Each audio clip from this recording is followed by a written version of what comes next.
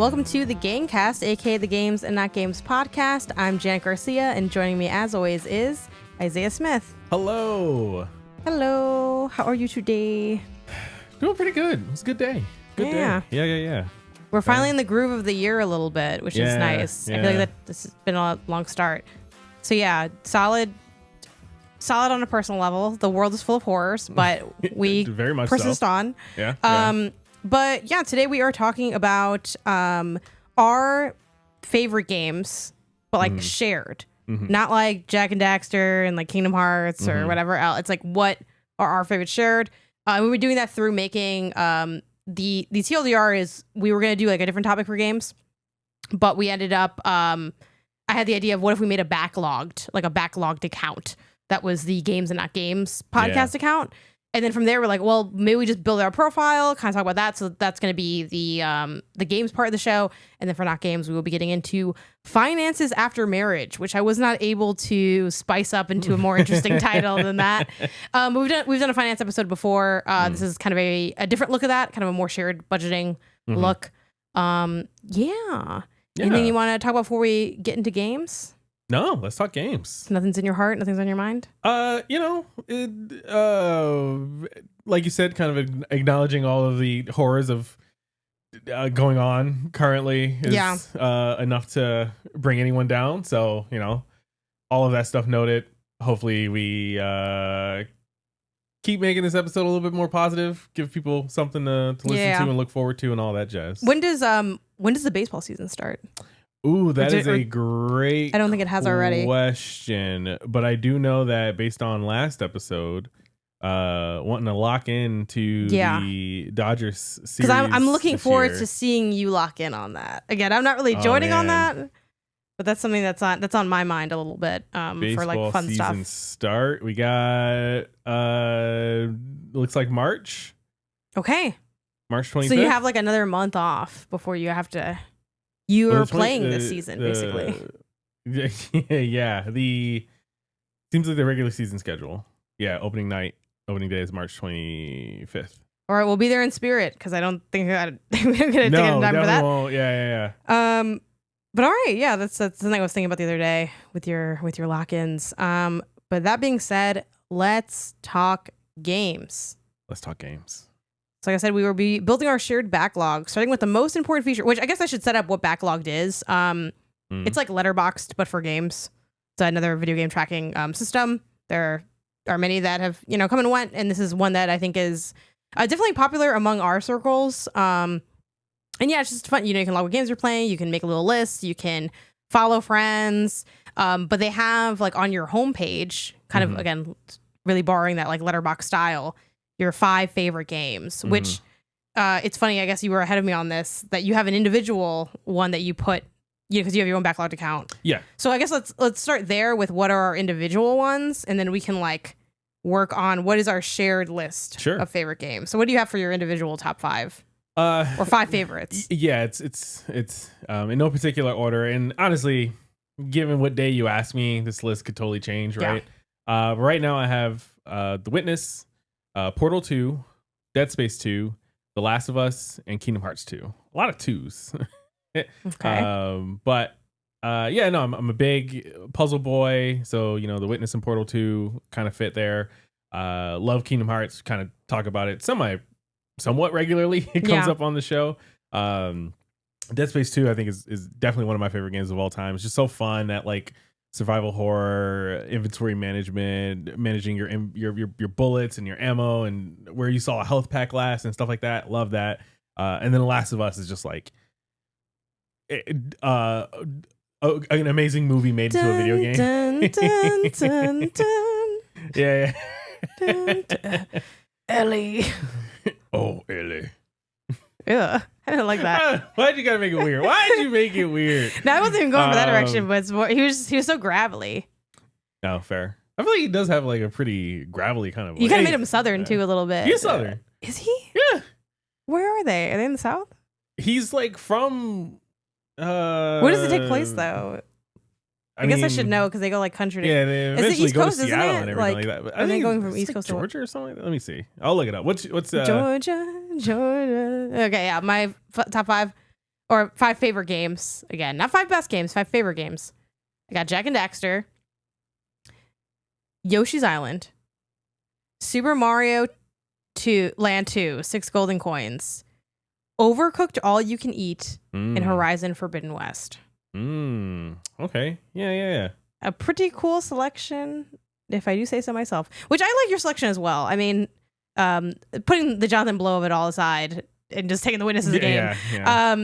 Yeah. Obviously, Acclaimed puzzle game. You got a nice spread. I feel like mine does lean pretty platformer heavy. It's like we got 3 platformers in there. That's a bit much. But yeah, the Kingdom Hearts adds a bit of texture to yours in a nice way. Yeah. Though for the wrong person, that could just be another Kingdom Hearts fans. It's like that's either a really cool person or a really annoying person. Totally and there's fair. Not really an in between. Yeah. But yeah, so we have some selections, and now we have to figure out what is our common ground. So how do you want to go about approaching this? So I see that you, as a fairly active Backloggd user, you have lists already. So I think it could be good to just start. You have a work in progress top 100 games of all time. Oh yeah, it's very work in progress. Do we want to start with that? And I just picked out some notables from here. We can. Okay. We can. It's an approach, and I have none, so we will do that.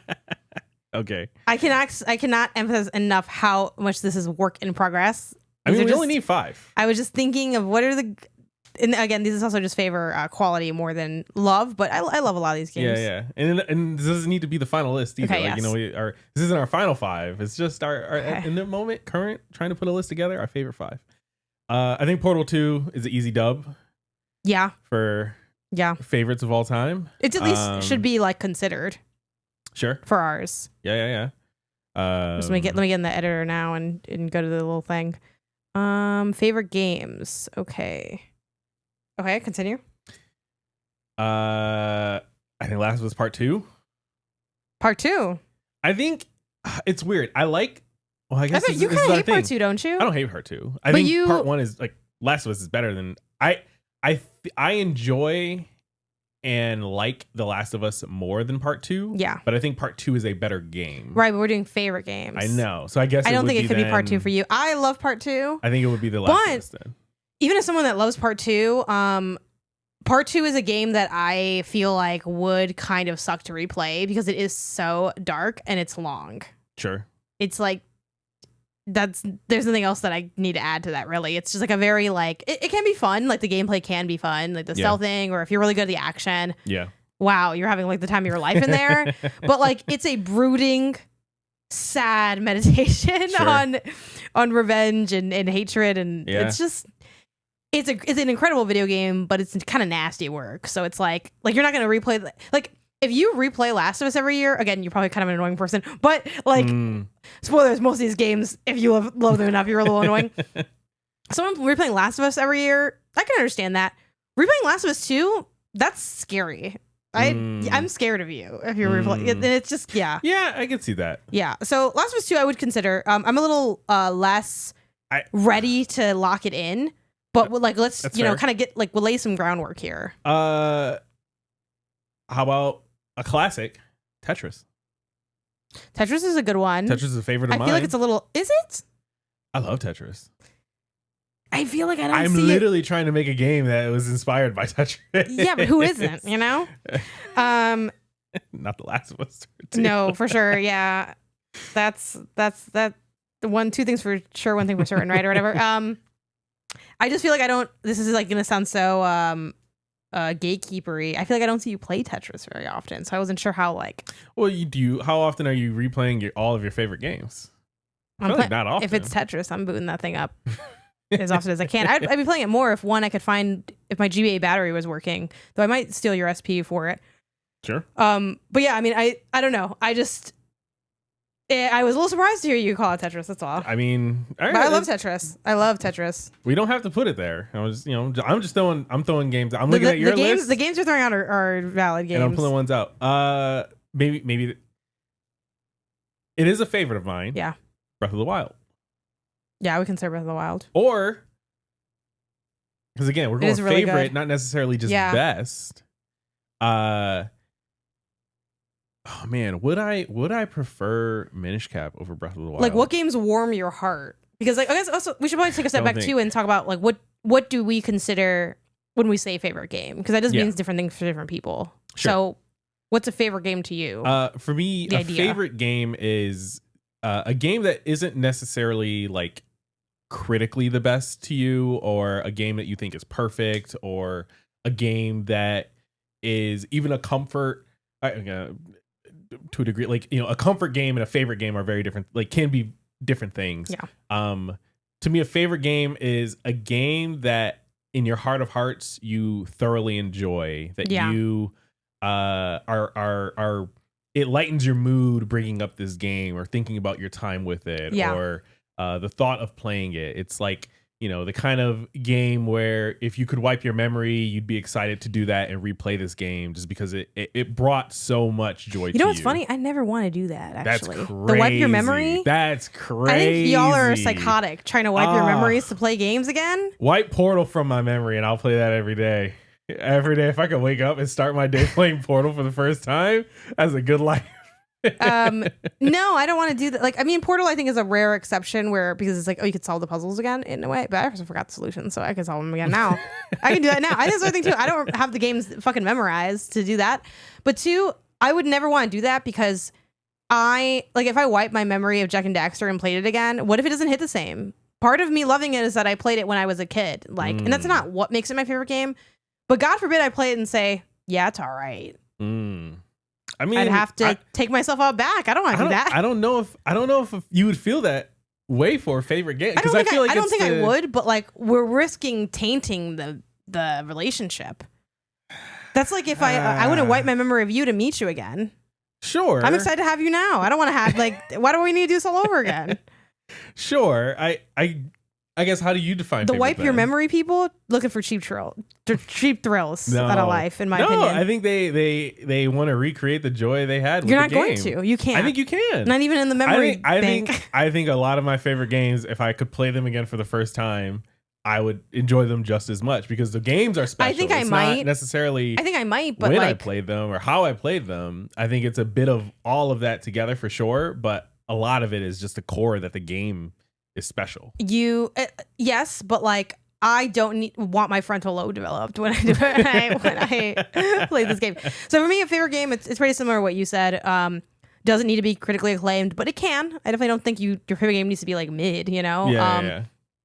But to me, there's a purity in the love you have for it, a kind of like a warmth, a forever devotion, and also like there needs to be a certain level of excitement of like someone saying that they really like that game or that they just played it, and like you have to, if you're not kind of beaming at that and you're excited, and that's kind of where my pause for Tetris comes. I love Tetris. I think it's really fun, but it's tough because it's like so in the ether that it's like it's almost too big to be a favorite game. Like I think it would be my favorite if I was like playing it. Like funny enough, Alana Pierce, like I don't know if that's her favorite game. I have no idea what her game is, but she loves Tetris and she plays Tetris every single day. Yeah, I'm not doing that. Now I think my life would be better if I did play Tetris every single day. So maybe it's like it's definitely not out of the conversation. Sure, but I feel like I don't know that I'm feeling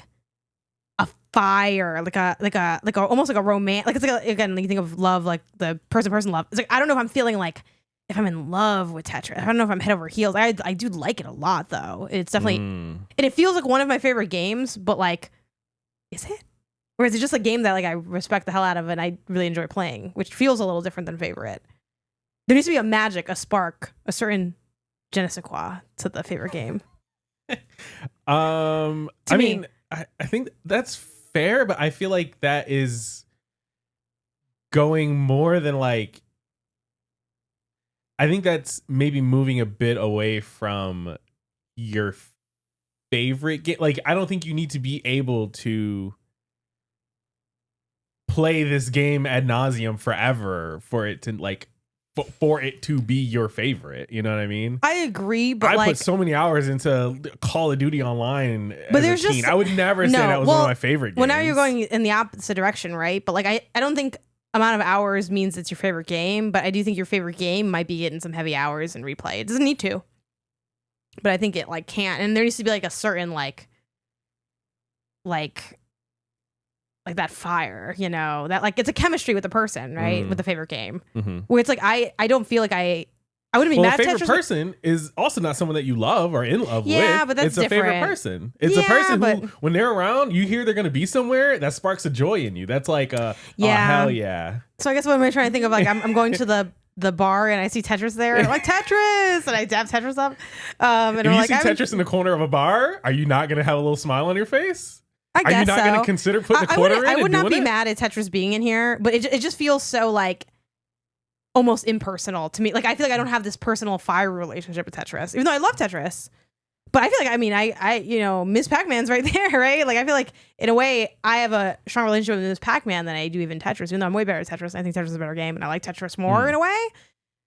But I love Ms. Pac-Man. I think this more isn't than Tetris. The top 5 games we love though. Yes, and that's what I'm saying. This isn't our top 5 loved games. Well, this is still a contender. But are there any others that draw your eye? I wrote down all of these. So we have Portal 2.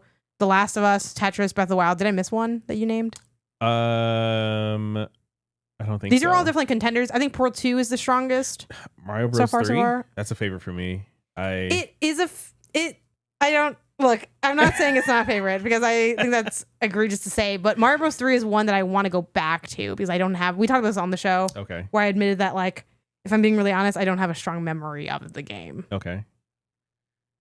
Then I think we need to go off list now. Okay. So I have I feel like I had some ideas too for this. Ragnarok? I don't know. What Remains of Edith Finch? Yeah. I like that game. I think that is a game that when I think about it, it sparks joy. I'd love to talk to people about it. If the opportunity came up to introduce that game to someone, I love taking that opportunity. I will say your voice immediately went into its lying. I had to think about it because I hadn't thought about Edith Finch. I really love that game a lot. So that's pretty high for me. Does the thought of replaying it right now? I think that's a game that I'm not really. Yes and no. I'm not really interested in replaying What Remains of Edith Finch, but that's because of like the style of game it is. Okay. Like I'm not interested in replaying Gone Home either, and I love Gone Home. I loved Firewatch. Played that late. Was very impressed by it. And frankly, I guess like it's again the replay isn't necessary, but it can speak to like it's almost like you know how they have those diagrams that are like if yes here, if no this. Like I think the replay helps the like are you in love with this? Because I'm Portal 2 I also have not replayed either. So most of these games I haven't replayed. Like there's very few games that like I replay is very rare for me. Heavy Hours though is like more like if I look at my personal favorite games list that I have on Backloggd, a lot of those games have heavy hours or they've been replayed. Usually not both though. Like I have a really heavy hour. Actually, Overcooked has both. I have heavy hours and I've replayed it like 3 times. Yeah. But like Horizon, I didn't replay. I don't think I'd replay it, you know, but I have huge hours into that because I was just like doing nonsense, hanging out. I think games, when I think of you and me, I think Dead Space could be considered, though it's not a favorite of mine, but I really liked it a lot. I don't think it's a favorite of yours. I know, but I liked it a lot. Yeah, I don't think it's a favorite. I don't like how you answering that. I don't think you would get merch of this game. You know what I mean? Well, like, it's kind of an ugly looking like thing though. I wouldn't, you know, I mean the game is not ugly, you know what I mean? But it's like like it's dark and brooding and funky. I think are there obvious what's like some of our co-op experience that we've had? Would like an Escape Academy or an Operation Tango be in here? Or We Were Here? I could see something there. Of those 3, is there one that feels a little more like jovial to you? I mean, it's of those 3.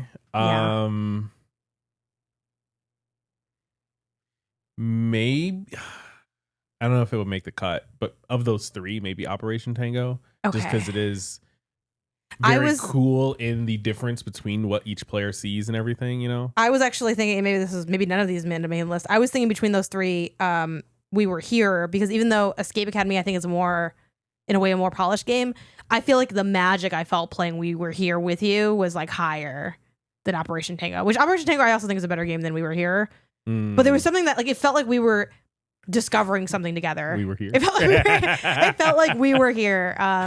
Which we'll talk about, especially once we lock in the 5, what these games are and why we love them. But just to give people a preview, the We Were Here is like, it's a co-op game where you're like communicating over like a little walkie-talkie in the game, and you're like explaining, you're kind of helping each other solve like an environmental puzzle. But like you're kind of limited to the information in front of you for the most part. Like, so you're kind of like, oh, I have these statues. How do I move them? Oh, I'm seeing this painting. Maybe it's this thing, that kind of setup. And I feel like that was such an on the whim. And I think it's, it's funny. Not to keep just drawing in other shows, but like on MinMax, I was telling you the other day that we had a community question that was, is your experience playing a game just your thoughts you have while you play it? And me and Maddie Myers were like, no, it's like everything. It's your thoughts. I agree. But it's also like the context where you are and blah, blah. Conversations outside of that and everything. Yeah. And it's like, playing Madden and eating that White Castle crave case that I tell that story all the time to you of the like, that was like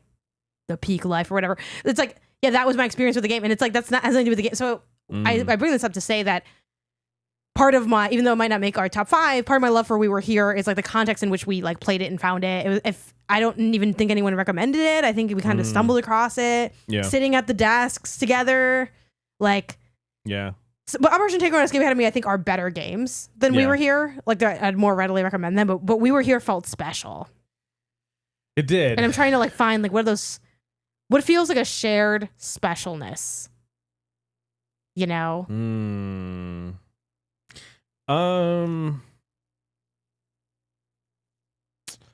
I mean, there's a bit of recency bias to it, but how do we feel about like recent Game of the Year contenders like Claire Obscure or Silksong? Like, I know it's hard for me. It's a little, because they're so recent, it's a little hard to separate. Yeah. Just, great games versus favorite games. Yeah.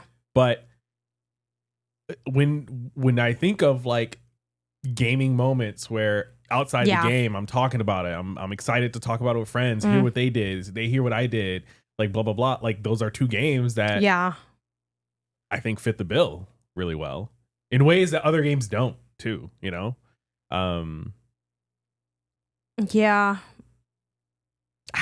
I'm torn. I don't know. There's times I feel like I love those games. I think I do love those games, but it's like, how is that enough for like our top 5 or collective top 5? I'll draw them down for sure. Between the 2, just out of curiosity, is there one that you feel like is more beloved to you?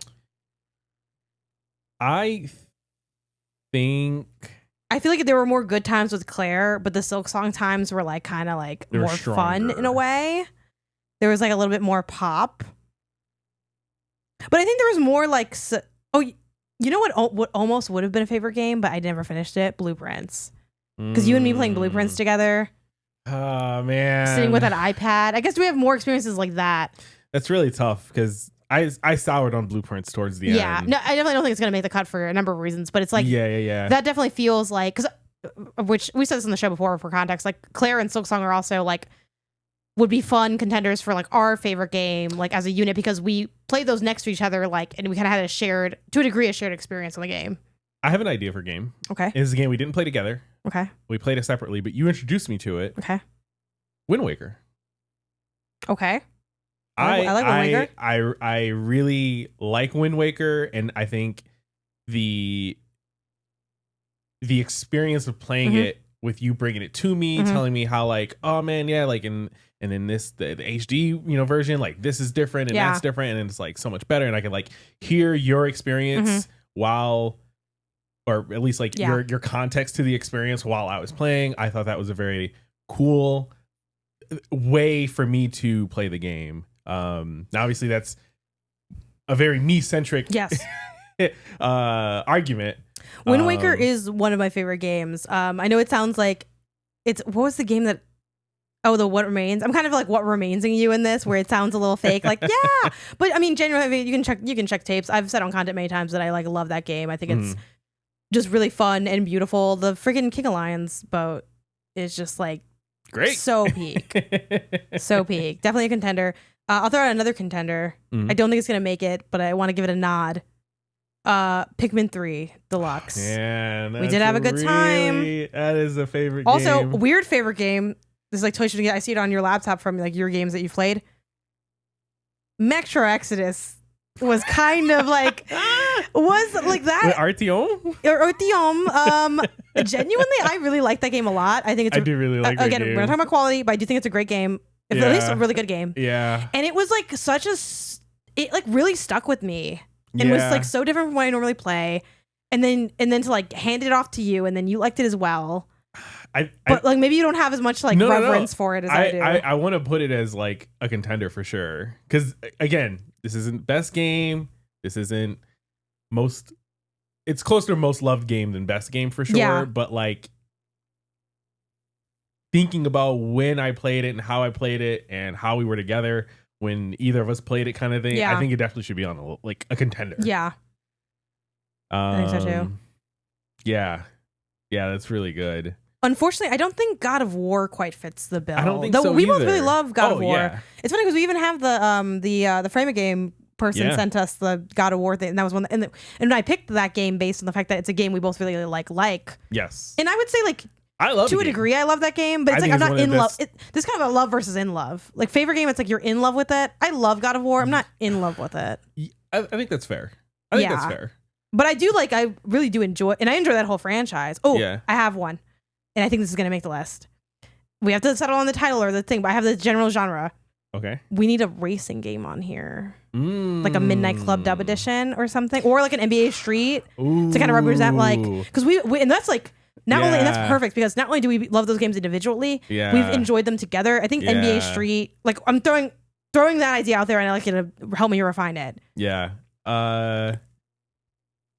I like the idea. I'm picking up what you're putting down. Settling in on which one in each of those entries is going to be maybe tough. I mean, I guess NBA Street, I would say Volume 2 because I don't think you've had much experience with Volume 3, right? No. And I think Volume 2 is the fan favorite, let alone our favorites. You know? Yeah, I mean, was Volume 3 your favorite? Like if I was gone and you had to make, maybe you made yours already. I would probably pick Volume 2. Okay, that's fine because I played 1 and 2. I don't think I really played 3, and I didn't play Home Court and stuff. Now for racing games, my favorite racing games ever are Midnight Club 3 Dub Edition and Need for Speed. I forget which one. The PSP one, Underground, was a pretty beloved one. But I'm open to other Need for Speeds. And then sidebar, as you like are kind of like sleuthing through things, we talked about this on the show a few episodes ago. We got Midnight Club LA, and even though I didn't play that much of it, holy cow, what a night. I had so much fun playing that. It was really good. It was like I was just so connected to it. It was really so good. But like what's your racing situation? What are some racing games that stand out to you? Because arcade racing is a big part of both of our core like gaming fundamentals. I think Dub Edition would be our joint favorite. It is not my personal favorite, but it is a favorite. Okay. Like I know it's a really weird thing to say. Yeah, like I wish you had played and just had the history with Need for Speed Most Wanted. I think I did play Need for Speed Most Wanted. I think that was like you were running from the cops, right? Yeah, yes. You're kind of always running from the cops. There was like. Can I like see the? Well, I can also pull it up myself. They all kind of blend together after 2005 Most Wanted, not the 2012 Most Wanted. Jeez, what platform was that for? PS2 going into PS3 360 gen. I'm pretty sure I did play this. So this is the newer one. This is the older one. This is the one. One with like the classic font. Yeah, the like street tag. I'm like 90% sure I played this. Okay, and then that could be in there maybe. I still think Dub Edition is probably a better option for us. Yeah. The other one. Though I thought what's weird is this might be. I feel like I played a lot. I think this one. I know it sounds weird, but like I don't remember this game. I love it, but like I know I played Need for Speed at the time. Mm-hmm. Let me see if I can. I mean, maybe we should stick with Dub Edition for that reason, because I could ask Edwin, my brother Edwin. Yeah. But I'm pretty sure I did play Need for Speed Most Wanted because I know I was on Need for Speed for a while. I also did. What Need for Speed was for the PSP because I played that too. Ooh. I think was it Rivals? I think Rivals was one, but I played or Unrivaled or something. Yeah, but yeah, I played that. I didn't do much. I was like really into the Need for Speeds for a while, and like Midnight Club Dub Edition was my only Midnight Club game I had. I was like more of a Need for Speed kid or whatever. I don't think it's gonna make it, but like a little now that we're in the kind of PS2 era, Ratchet and Clank ? Honestly, that is. I really love the Ratchet and Clank games. I think it is a favorite of mine. Yeah.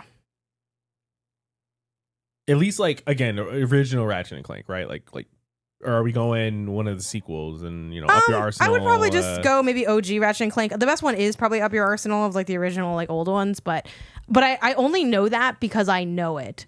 Sure. If that makes sense. Like I have no memory of like. And then again, erase your memory. It's ready now. I can play that game for the first time today. I don't have a strong memory of like the differentiation points of Ratchet and Clank 1, 2, and 3. But I remember that as a kid when I played them, it was like Up Your Arsenal was the best one. Sure. And then I've just been repeating that every year for the rest of my life. Sure. I haven't actually tested it again, but yeah, that was like the one.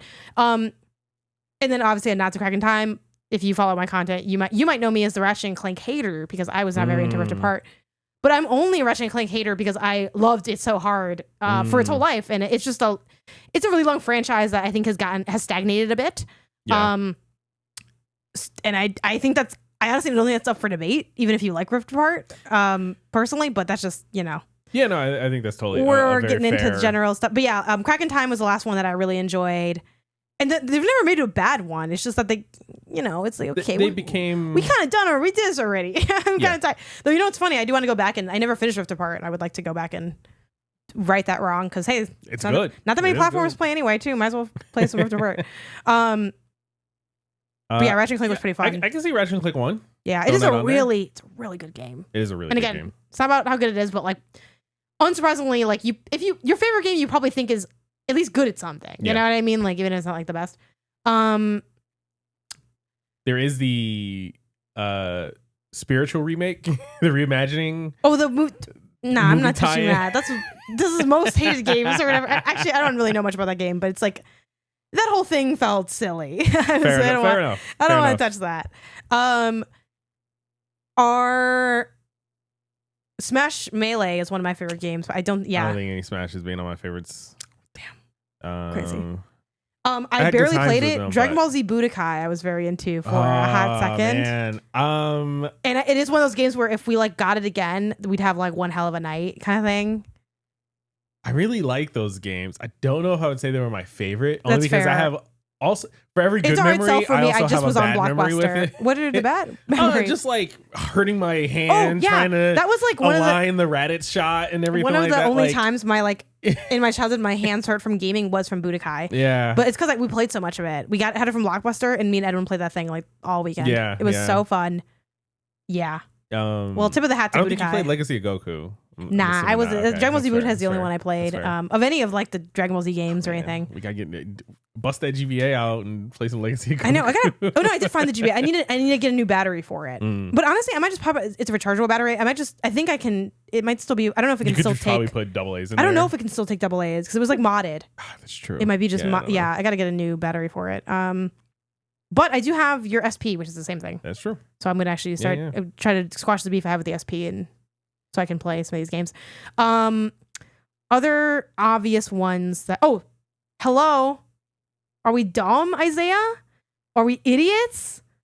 Slay the Spire. Yeah. Slay the Spire. That's easy. I'm gonna put that as a lock next to the Portal 2. That's definitely gotta be locked, yeah. Holy crap. Tell me a little bit about Slay the Spire. Slay the Spire is a a deck builder strategy game where you are building your deck, trying to go up this tower, facing monsters, trying to in almost like a choose your own path kind of adventure. You're working your way up a tower, deciding in which fights in which location, which rooms you're going to go into that potentially have things from combat with enemies, shops to buy things, traps, or treasures that you can pick up or have to sort of get hindered by. all again wrapped up in this like amazing strategic balanced deck builder, trying to face through 3 different bosses and ultimately slay the spire. It's a really good game. It's a fantastic game. It is a favorite game. I bought that game. That's almost like a good bar, like a threshold for favorite is like, how many times have you rebought this game? Yeah, it's another tell. How many places have you played this game? You know what I mean? It doesn't need that, but I think that is a good like litmus test for like. So good. Yeah, I own Slay the Spire on like at least 3 different platforms, and that is definitely a favorite. I'm a fake fan. I only have it on 2 platforms currently, but we also have the board game, which we haven't played yet. But it's true. 4 or 5. But yeah, I love this game. It is one of those, again, these things aren't needed for favorite, but they kind of help inform like how much they're loved. Like, I am not into the whole like beat the game, keep playing. Like, I know that sounds really like toxic. So it's like playing games for fun. Why would I do that? I got work to do. But I mean, that is kind of how I look at games a lot because of my job. It's like I'm next thing. Keep playing more games, making more commentary, blah, blah. Slay the Spire, I went far beyond being able to talk about that game. I beat that game with, what are there, 4 characters total? Now there's 4. Yeah. There's 4 characters total. I beat them with at least 3. Definitely 3. Yeah. And then I like did a bunch of extra stuff when working on the Ascension. I haven't been able to kill the heart yet in that because they're kind of like, "Are you done?" ? And they're whatever. And I haven't like done that challenge yet, but like I have like 100 hours in that game, and I put most of those hours in like a month. I was playing that game nonstop. It's funny. People often talk about Slay the Spire, know the game really well and play it. They're like, "Oh yeah, like I love that game. It's so fun. Like I just put it on, I just relax and I do a run." Relax? A little bit, yeah. Relax playing Slay the Spire. When it doesn't matter if you're okay with not winning, and it's just more, y'all ain't never been broke before because y'all ain't really hungry like that. You can totally be relaxed. It's because I am working so hard on trying to beat that heart. Like I would have times, literally, I'd be sweating. I'd be on my sofa sweating, trying to do math, tests and stuff, asking you to do math for me, get your calculator out. Like, it's so good. And it's the game that it is. This only makes sense to like a sliver of the audience, so I apologize. I'll explain afterwards. This game is my video game forever. What do I mean by that? I was literally thinking that. I know you were, because we are one Backloggd account. Where it's like re-intro to modern anime. Isaiah gives me Frurin. I finally buy into it. I watch it. I love it. And I'm like, great. What's next? And he's like, I have bad news. It's kind of technically only downhill from here. And obviously that's up for debate, right? Slay the Spire, kind of same deal. I mean, it wasn't my first roguelike deck builder because I did play Balatro before Slay the Spire. But it's like, again, Balatro also amazing. We started like at the highest of highs. Yeah. And now I'm like, everything else is, I'm trying to play Monster Train and I hear it's good. It is good. But it's hard to go from Balatro and Slay the Spire to anything else. That. Though Dogpile, I'm really enjoying, and it's not nearly as good as those games, but I love Dogpile, so that's been fun. But yeah, been a rough go. I understand that, but it is sad. On that note, this sounds like highly negative, but just to like give some context, Balatro. No, not for me. But why? And not for me either. But I think it's worth talking about why because we have Slay the Spire on here. I think that I have grown out of wanting to play Balatro, at least at this moment. I've never grown out of wanting to play Slay the Spire. Why do you think that is? I think that I think there's a little bit of just like character charm in Slay the Spire that is very enticing to me that I can always go back to. I think there's more. I mean, I'm not even gonna say more strategies because, like, numerically, I don't know which game has more different billions of configurations you could ultimately end up with, kind of thing. But I feel like the run-to-run strategies of Slay the Spire are more graspable for me. It's more enticing. It feels less daunting to try to do a good run. I don't know. It's just overall, I think it's just a more joyous experience. I completely agree with that. Like I really liked Balatro a lot. I put also heavy hours into that. Not very successfully. I would go back to Balatro because I didn't have a lot of success the year it came out with it.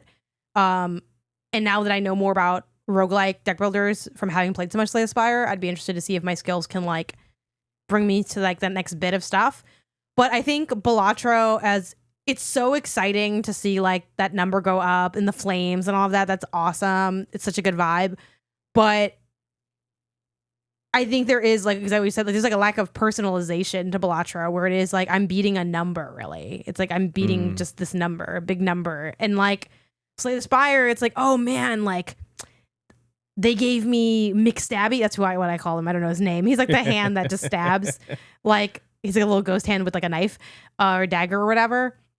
I'm like, oh, well, he's fucked because I have my poison damage on each contact or something. You know, I'm making it. I don't remember if that's one of my abilities, but it's like, oh, like when you kind of, I think the thing that's more exciting to me about Slay the Spire, or makes me love it more than Balatro, is in Slay the Spire, based on luck, you can sort of encounter the perfect enemy in a way. It's like, oh, this is great because I have a build that's so good against like this enemy, and now like this enemy is like fucked.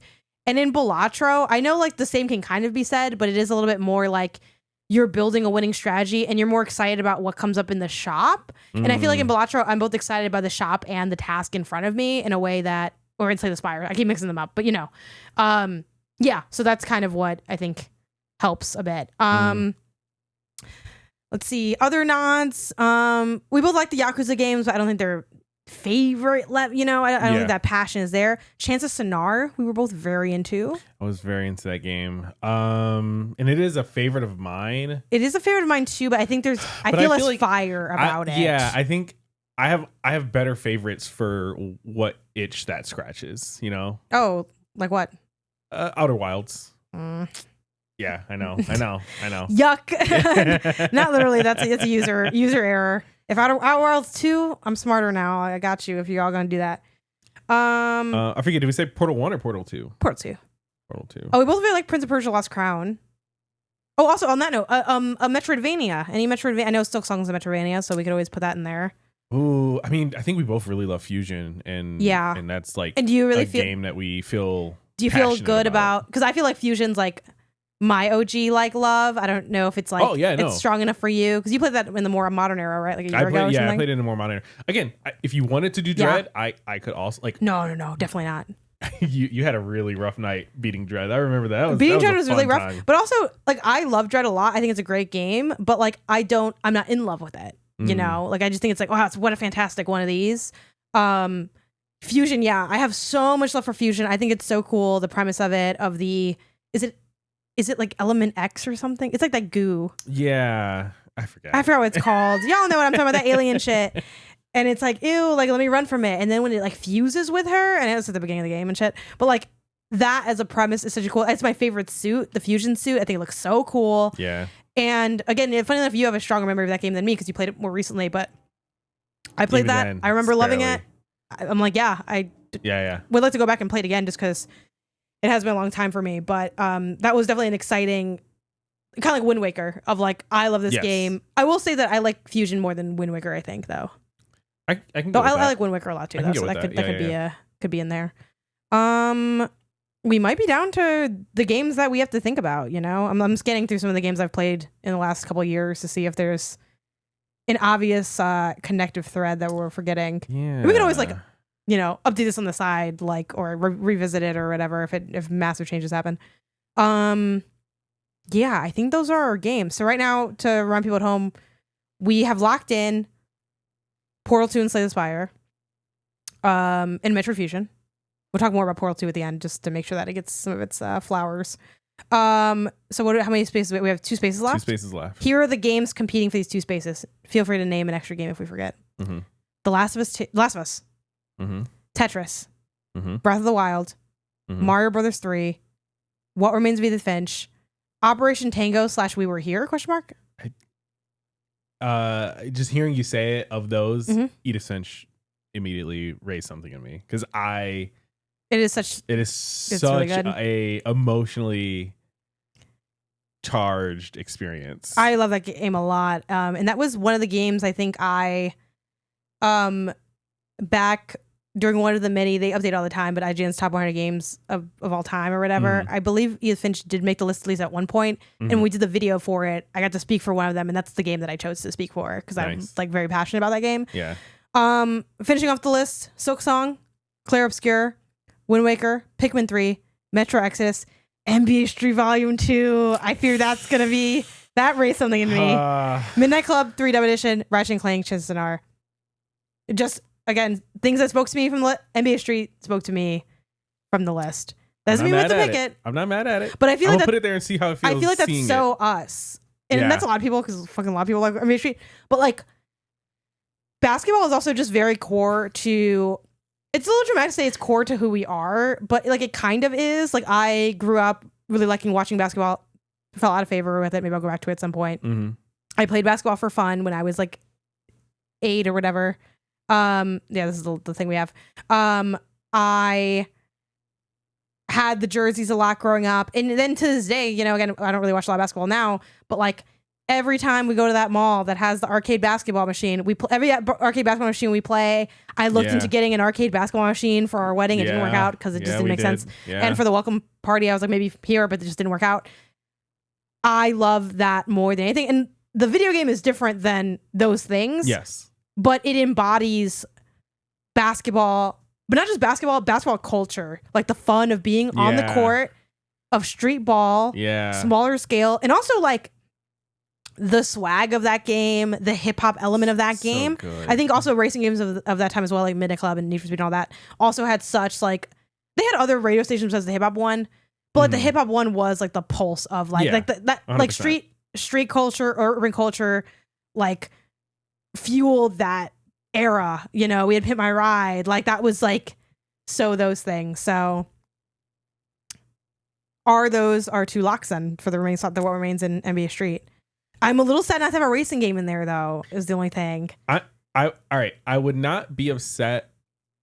This is paining me to say this. Finch? No, oh, okay. I was gonna say to replace Portal 2. Not because I think these other games are going to be better games. Yeah. But more just when I think of like us having that joy of playing conversations around it and things like that. Like we both love Portal 2. I think individually. I don't think we have much history together. We have a little bit though because we started playing the co-op. We started it. Yeah. But we stopped. We've done a lot more separate. Of the racing games. Yeah. But what... And for that same argument, maybe Fusion as well. Fusion and Portal 2 feel like the weak ones here. Yeah.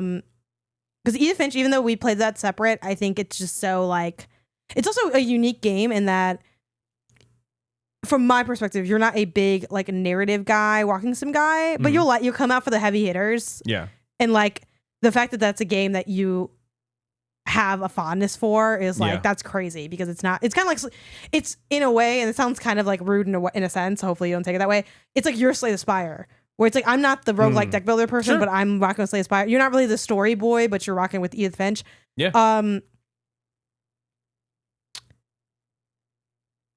I will say, can you pull up the list again? Okay, of these games, the one I feel the least heart towards, it might be Portal 2. But don't take it out yet. Don't take it out yet because I'm not ready. I'm not released yet. But it's tough because like I am always talking about Portal 2 because I love Portal 2. I know. And I feel like I'm talking about Portal 2 more than I'm talking about Midnight Club.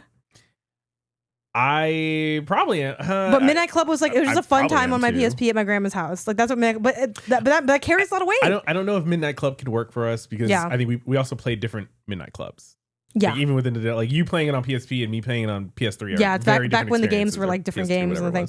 So maybe we don't have a shared racing game yet, and maybe that's why Portal 2 will stay here. But you look sad by that. What are you thinking? I am a little sad by it, but it does. That is the logical conclusion based on what we're saying. You know what I mean?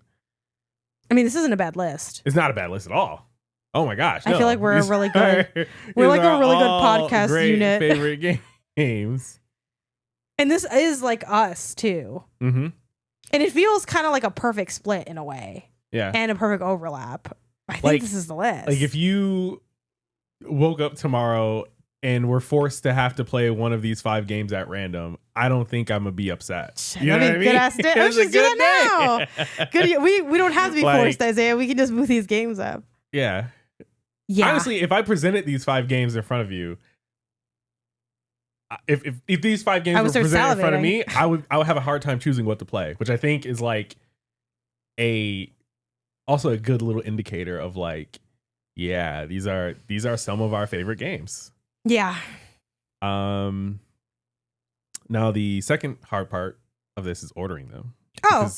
Do you have yours ordered on the? I don't even know how you thought about it. I don't know if I have mine ordered, but I just realized you can order them, and I feel like it could be good to do that. I think I did. I think I actually did kind of order mine on my personal list. I have Dragon Extra first, Yoshi's Island second, Golden Coins, Overcooked, and then Horizon. I do think I probably like Overcooked more than 6 Golden Coins, so maybe I could reorder. But I think it would be fun to order ours if nothing else. And I don't think it's only 5 games, so it's like, and also again. If it was best games, this would be harder. Favorite games is easier in that it's just about your heart. So it's kind of simple. Slay the Spire number 1 feels good. I think Edith Finch 2 feels good. You don't feel that way. I don't feel that way. How are you? What's jumping out at number 2 to you? Number 2, Metroid Fusion. Really? Yeah, it's one of my favorite games of all time by like a lot. Okay. I think when I was making when I was making my individual list, I think Metroid Fusion on your top 100 games. I guess that's a separate thing. It is a separate thing. It probably is still that too, but I was just kind of like, I have to replay that and do that. You would be hard pressed to find 100 games better. 99 games better. Or I guess 100. Yeah, to keep on the list. Yeah. So okay, right. When I was making my individual list on Backloggd, which I, frankly didn't. I'm thinking about this more than I thought about my own. Sure. But also my own is just me, so it's kind of easier. I thought about Metroid Fusion for this list. But it didn't make it, but like it could have. That was definitely one of the games I considered. And I frankly, I think that and Portal 2 are probably the only games I considered for my personal list. I think Portal 2 is in my personal list, so yeah. So I feel like maybe that should just be higher, just for the sake of. Sure. I mean, hey, if you want to move it up, we can move it up. Right now, the working list order is Slay the Spire, Metroid Fusion, What Remains of Edith Finch, NBA Street Volume 2, Portal 2. But that is like the only real locks I think Slay the Spire and now Metroid Fusion. I think NBA Street 2 should be the lowest. Okay, I think. Okay. And then Portal 2 above Edith Finch is what I'm leaning. Okay. So Slay the Spire, Metroid Fusion, Portal 2, Edith Finch, Street Volume 2. Yeah, because so another way to think about this, and let me know if this like works for you and you agree with the order based on this. How much of like a rabid dog would you become if someone's like, oh, I just finished this and I loved it, or I just played this and I loved it. Now I will admit, Slay the Spire is a little less exciting to hear from people because it's like so like everyone fucking loves it, but it's still like kind of really exciting. Because like we love it so strongly. Yeah. And like Portal 2 sits in the middle because it's kind of just like, I don't know. Like I just love Fusion more. But Portal 2 I love a lot. Like I'm always talking about Portal 2. I think it might be the only perfect video game to exist. And again, I know it's not about how good is it. Yeah. But frankly, I think all these games are phenomenal games. Yeah. So we have really good taste. I don't know. My heart's really smart. What do you want me to say? My heart's really smart. Your heart's stupid. It likes bad video games. And like NBA Street is awesome, but it feels like the weakest link in here in a way. Even though it's like, even though on a technical level, do I love it more than Edith Finch? Maybe. I mean, it has the Game Breaker in it. Man, just the Dr. J. Just the opening music to that game, I think I love more than almost anything else. Yeah, the commentary should be higher. God, game. When it comes to this basketball, can you shoot me? I'm thinking of just the like, or what about like the sound design? It's like it would have this like crazy sound design. Yeah, the whole like Game Breaker when it's even. I guess it's more of a when they slow mo it. Like, slow mo it. Oh my god! Slow mo in all of them. You got the like eagle cry when you're like going for the dunk and stuff. Like, that might be 3. I think it is 3, but like it's all. It's all they all meld together. Is here, you know. It's also the last time video games were good. Was when NBA Street came out. This is the last fun video game. Yeah. Everything else is just dads with their fake daughters. That would also be a great topic. Is like, I think there's an argument that like this era of gaming was the most fun, where it wasn't about being realistic or strategic or good. Even we were just having fun. Fun. What would be the most fun? Having Mario cross over Kobe Bryant? Yeah, that sounds fucking fun. Yeah. That was 3, right? Yeah. But still, anyways. 3 on the GameCube specifically, which we were still looking for. Yeah. I gotta keep an eye out for it. I'm okay with this. Should it be above Edith Finch then?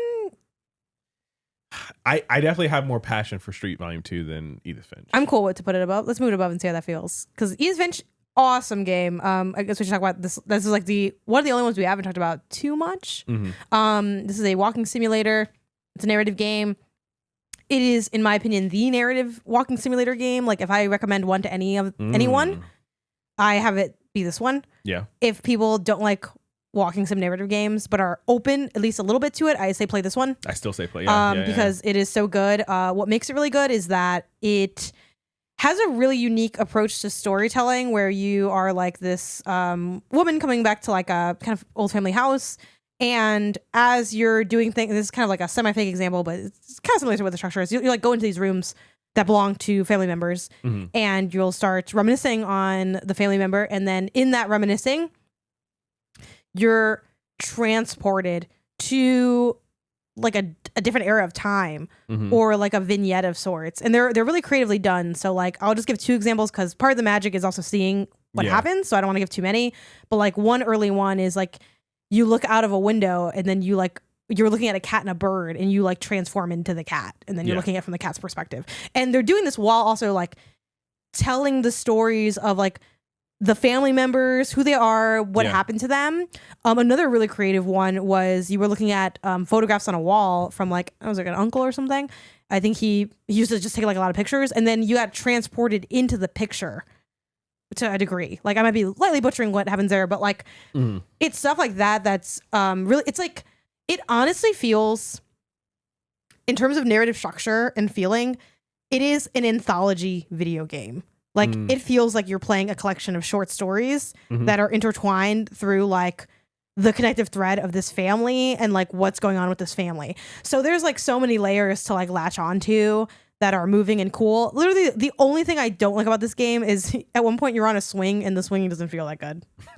Or actually, maybe, no, sorry, I butchered that. The swinging feels awesome. Being the cat feels a little weird. Yeah, the platforming as a cat. The swinging actually is the closest to swinging in real life that I've ever felt in a video game. Yeah.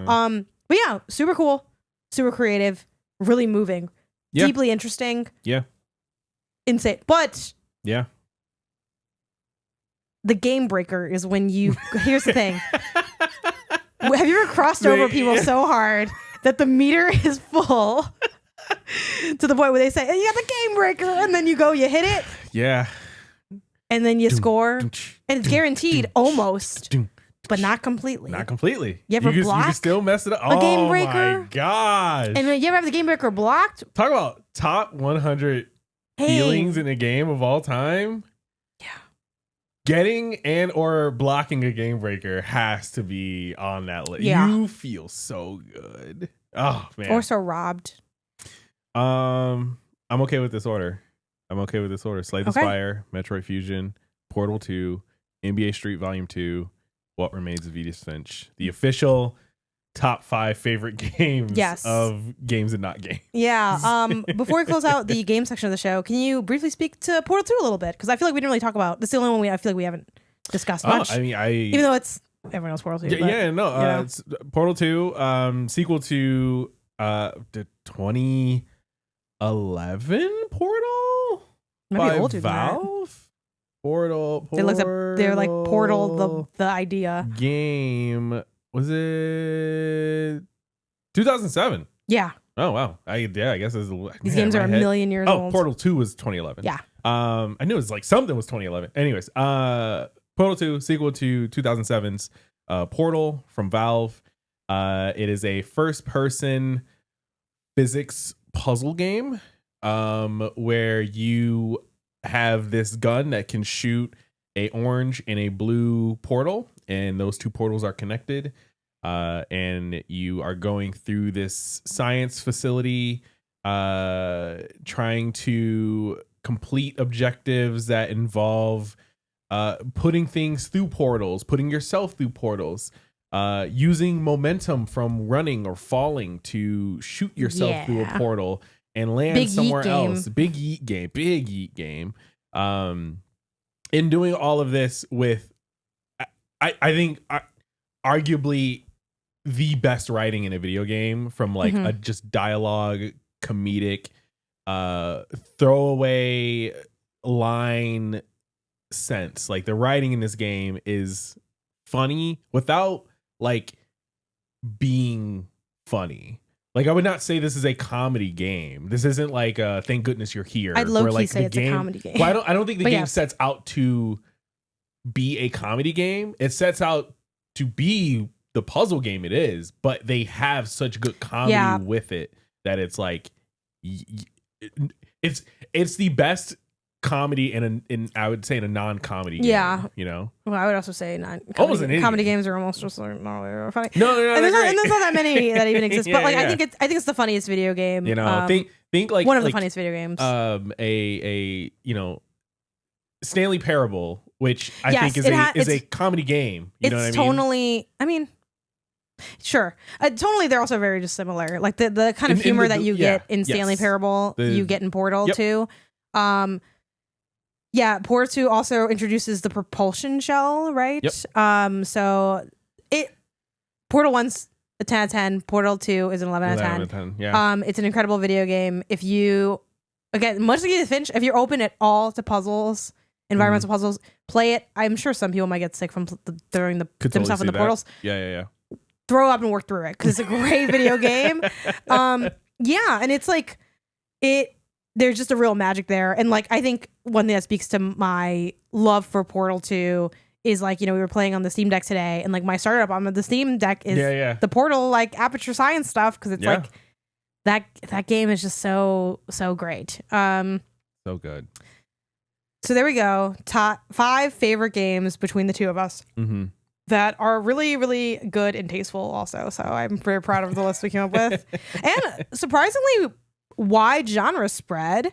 Yeah. No platformers, but that's okay. You know, you jump a little bit when you're in jump in Metroid. Yeah, but you know? Yeah, it ain't no platformer. You jump in Portal, that's a platformer. No, it's look, we had a really good time making the list. Don't piss me off.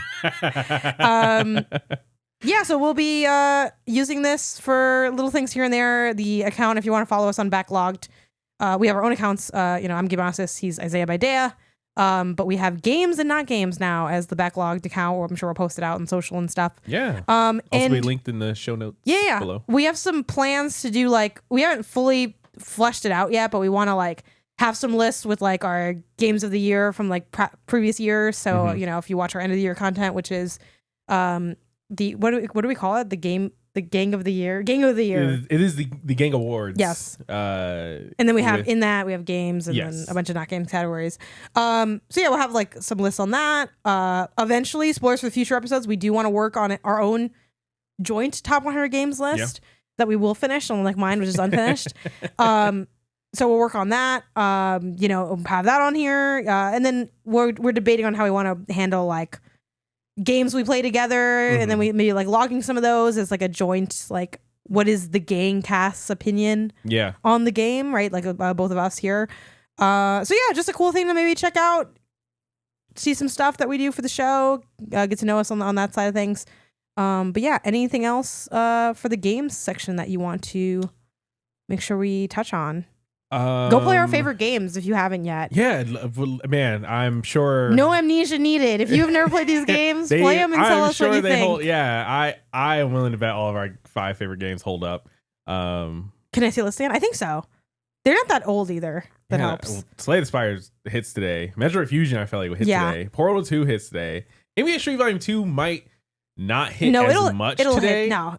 Just because it hits even harder today than you I think did before. So? Yes, because I've played so many fucking basketball things and they're not as good. Metroid Fusion is like, I wouldn't say the weakest link for aging, but I feel like that's the most timeless one.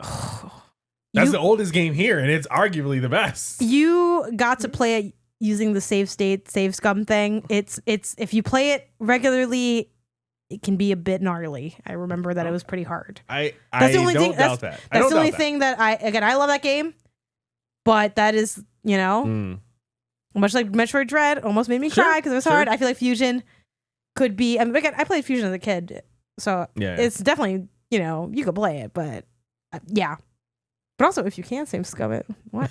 Go ahead. That's why Isaiah played it. I forget. Is this on Nintendo's thing? I think it is. I think did it maybe just get there? If you could do a quick Google of it. If it is, that's probably where I will play it.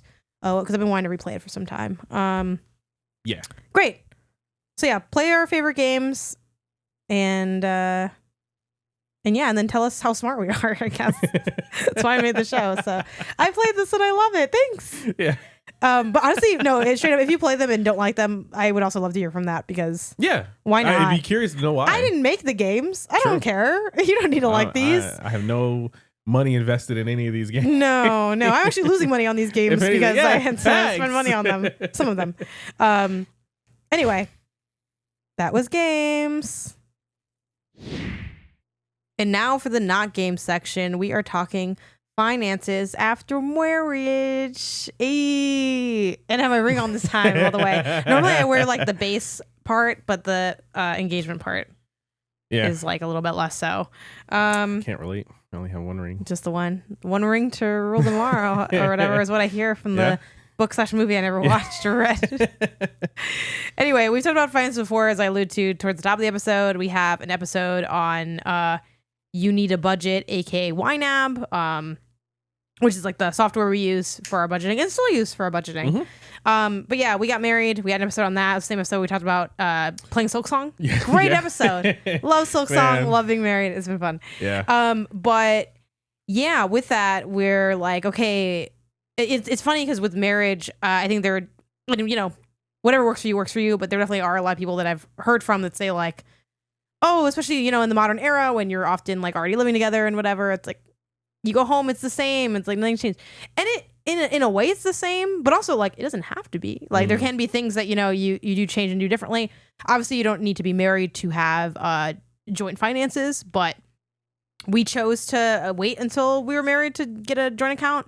I think also we just felt like it, I don't know, wasn't as like necessary. Not that it's more necessary now, but I don't know. What was your perspective on like, why didn't we have one before? I know we did touch on that a little bit on the last episode that was financially related too, but I think a lot of it was just that we were financially two people who came together and we hadn't, like, there wasn't really much overlap with like what we're spending on outside of like the big three, which is like rent, utilities, and food. And that was easy enough that at the moment, oh hey, like, I'll pay Apple the Cash. rent and you just send it here, or oh, you pay this bill and I'll just send you half or whatever it was. So yeah, there really just wasn't a like need for any sort of joint, like no benefit, no meaningful benefit. For any sort of like joint accounts or anything like that. Yeah, I mean, I feel like the same could be said now in a way. I think the same can be said now, but I feel like it just felt like a good time to like it definitely isn't necessary, but it's like if we're ever gonna do it, why not now? And also just to like, well, I think reconfigure our goals, maybe. I guess is kind of our. That's what I was gonna say. Is I think like in getting married and like being more officially committed forever. It's kind of like, all right, well, like we reevaluated we reevaluated what goals we had and things that we wanted to do, and ultimately things we needed to like budget for to make happen and everything like that. And so like it became more beneficial to have just like at least some sort of shared account for us to manage money together. Yeah, I think it's also like thinking of things in terms of forever, which like it's not like we weren't before, but now it's like this is like, I think for us and a lot of other people probably listening, like getting married is making that official, right? Where it's like you obviously should only get married if you're like already kind of thinking about like, you feel like you're in a long-term committed relationship, but it's like now, boom, we have like this documented moment of we are together for real, you know? So it's like, okay, well, how can we be more together in like other ways? Which is also why I made the Backloggd go. Yeah. So that part's more of a joke, but you know, but it's like, yeah, like what are things we can do? Because it's like things will only get like more connected from here, right? Yeah. Like that's the plan at least. So, you know, I don't know, maybe down the line we get a card that's in both of our names or something. I can't even drive it now, but you know, stuff like that. Or like if we would love to own like a property. Yeah. So it's like, okay, well, it's only going to be more like, am I going to be Apple cashing you for the rest of my life? Yeah. Like, that sounds crazy. So yeah, so I felt like it was a good time for that too. So yeah, we're just gonna talk a little bit about what does that look like in practice. So I think the biggest thing, which I'll let you take the lead on this because again I barely know it, is so we have our own independent bank accounts, and that's still true. Like I still have my own like checking and savings. I even have like an additional high yield savings. I do mine through Chase and Marcus, and then you're more of a BOFA boy. Yeah. And we picked instead just a credit union, which like there's a lot of things that are cool about that. One, I think it's like it's kind of fun to have like neutral ground. It's like, oh, like we have, instead of like debating on like which bank's better, which they're all kind of the same anyway. It's like we can have like the separate like space, but you're the person that introduced me to like what a credit union is. So what was your like thinking there, and what is it? Yeah. So I am gonna pull a little bit from Google just because I don't want to misattribute anything. So a credit union is a member-owned nonprofit financial institution. So the members of the credit union are the people who ultimately own said credit union. Similar to how, you know, the stockholders own a company. Yeah. And so what that means is, and also they generally are more local based, community based, or like industry based. Like if you are in Hollywood, for example, there are numerous, you know, Hollywood entertainment credit unions that you can be a member of, that you need to like be an active member in the Hollywood industry to become a member. There are, I'm sure, like things like teachers credit unions across the country, and things like that. And ours just happens to be kind of like a local one. And I particularly was interested in that because one, we really like LA, and like SoCal, and so like the perks of a credit union versus a traditional big bank are things like service, like customer service. You get to know the same way I guess you can get to know your local branch at a bank. Imagine doing that, but even more of like, you know, if you know one teller at a credit union, that's like, that could be, you know, 1/10 of all the tellers for that credit union kind of thing, you know, like depending on how small or big it is, as opposed to like if you know one teller at a Wells Fargo, you know, like a fraction of all the tellers that work at Wells Fargo kind of thing, right? So community, the interest rates and things tend to be better. A lot of the savings of being smaller and more nimble as a credit union, you know, can be passed along to the members. So you maybe get better interest rates on, you know, house mortgages, car loans, personal loans, business loans, things like that. Yeah, like it, you know, again, if you have we could have used a joint bank account anywhere. Yeah. Again, just the perks of being interested in opening up with a credit union, liking the area that we're in, and then also potentially benefiting from, like Janet said, like, oh, if we get like a car down the line or, you know, a house eventually, things like that. It's like, okay, well, maybe some of these perks of being in a credit union, being a member for so long will come to fruition and benefit us later on. Yeah. Yeah, that's basically it. The cons are really just that it's not like global in the same way that a Wells Fargo is closer to global. Yeah, there's, because I didn't check out the countries Wells Fargo is. But you know, like it's not as widespread. You can still like use other ATMs and things, but it's not like I feel like most good credit unions are a part of like ATM networks where you can use the ATMs of other places without any fee, or a fee is reimbursed to you if there is one, kind of thing. So instead of, you know, going to your local Wells Fargo branch in, I don't know, Missouri or something like that, you go to 7-Eleven and you just take money out, and the bank either doesn't charge you or reimburses you when you do that. Yeah. And you know, it's a pretty easy sell for me because I'm like, okay, yep, sounds cool to me. Isaiah's the big researcher of the two of us. Like, I don't think I'm like I don't really research much of anything, which sounds kind of bad, but like, I just like, I'm not as passionate about that. And he's like really into doing that. So like, took the lead on that. And I was like, yep, sounds good. Like the pitch. And I like that it's got like that indie vibe to it almost. It's not as like indie as like, I don't know, other things maybe, but like, it's like, oh, like this is kind of something different. And it's like something I haven't gotten to do before that seemed kind of fun. And it's like, I don't know, it felt like a more unique pitch and a more like appealing pitch than, again, sleuthing through the terms of service of like Chase, BofA, Wells Fargo, and like whoever else is left. And you know, so yeah, it felt like really simple and chill. And like, I enjoyed the service that we had. We went in person to like sign up and open the account and stuff. And it had like a good vibe to it. Like, it was like, okay, yeah, you know, it was a good time. So that was what we did with that. So yeah, we have that card, and that's where we have like our shared stuff is underneath that new account.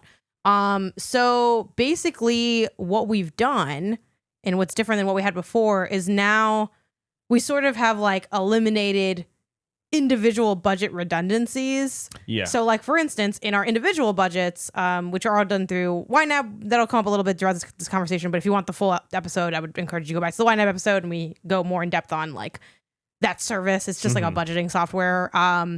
Like, we don't each have like rent now in our individual budgets. Correct. Yeah. Instead, in just the shared budget, we have rent. Yeah. We have, so like, now our individual budgets are a lot smaller and they're a lot more like, they're almost exclusively superficial now. Minus our individual loans. Yeah. Like, we still are basically working on our individual loans individually.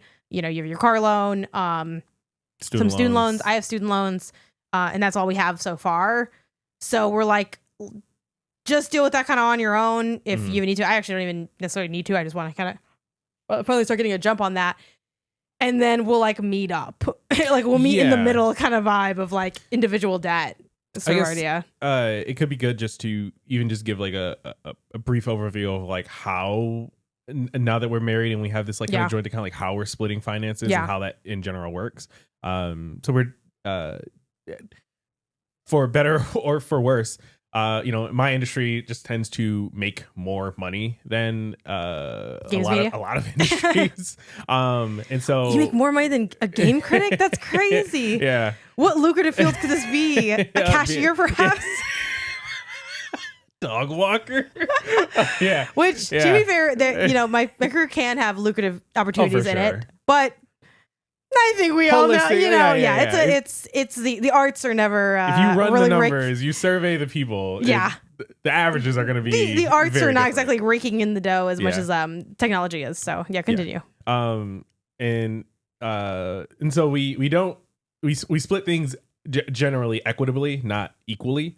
Meaning that, like, you know, we might both contribute a percentage of our own income to this joint account. Yeah. Not necessarily the same amount from each person. So, you know, my you know, 50% and her 50% might both go into this joint account. And then that money is used, you know, we go through, we'll budget it, put it towards, you know, rent, groceries, household needs, things like that. Yeah. But that 50% that I keep and that 50% that she keeps, in our own personal accounts, we budget however we want. Yeah. You know, again, for me, you know, I need to make sure I'm still taking care of, you know, car loan and insurance and things like that. As well as like our phone bill is still separate, I think. That's probably one of our rare ones. That's one that's almost separate though, because of the way that Mint Mobile works. Yeah, we have Mint Mobile, which we love. We talked about it a bunch. It's awesome. But the con, not even a con, but like something that's kind of like, oh, I wish there was something here. There's no point in us doing a family plan because it's literally the same price. Yeah. The family plan benefits really only come in when you have like additional lines, like kids and stuff. Or someone whose line you want to manage more than like any financial benefit. Yeah. So it's like, well, we could do that. Would really just be for the cloud of being together. For the cloud, yeah. And then like money, it's the same way. So it's just kind of like, I don't know.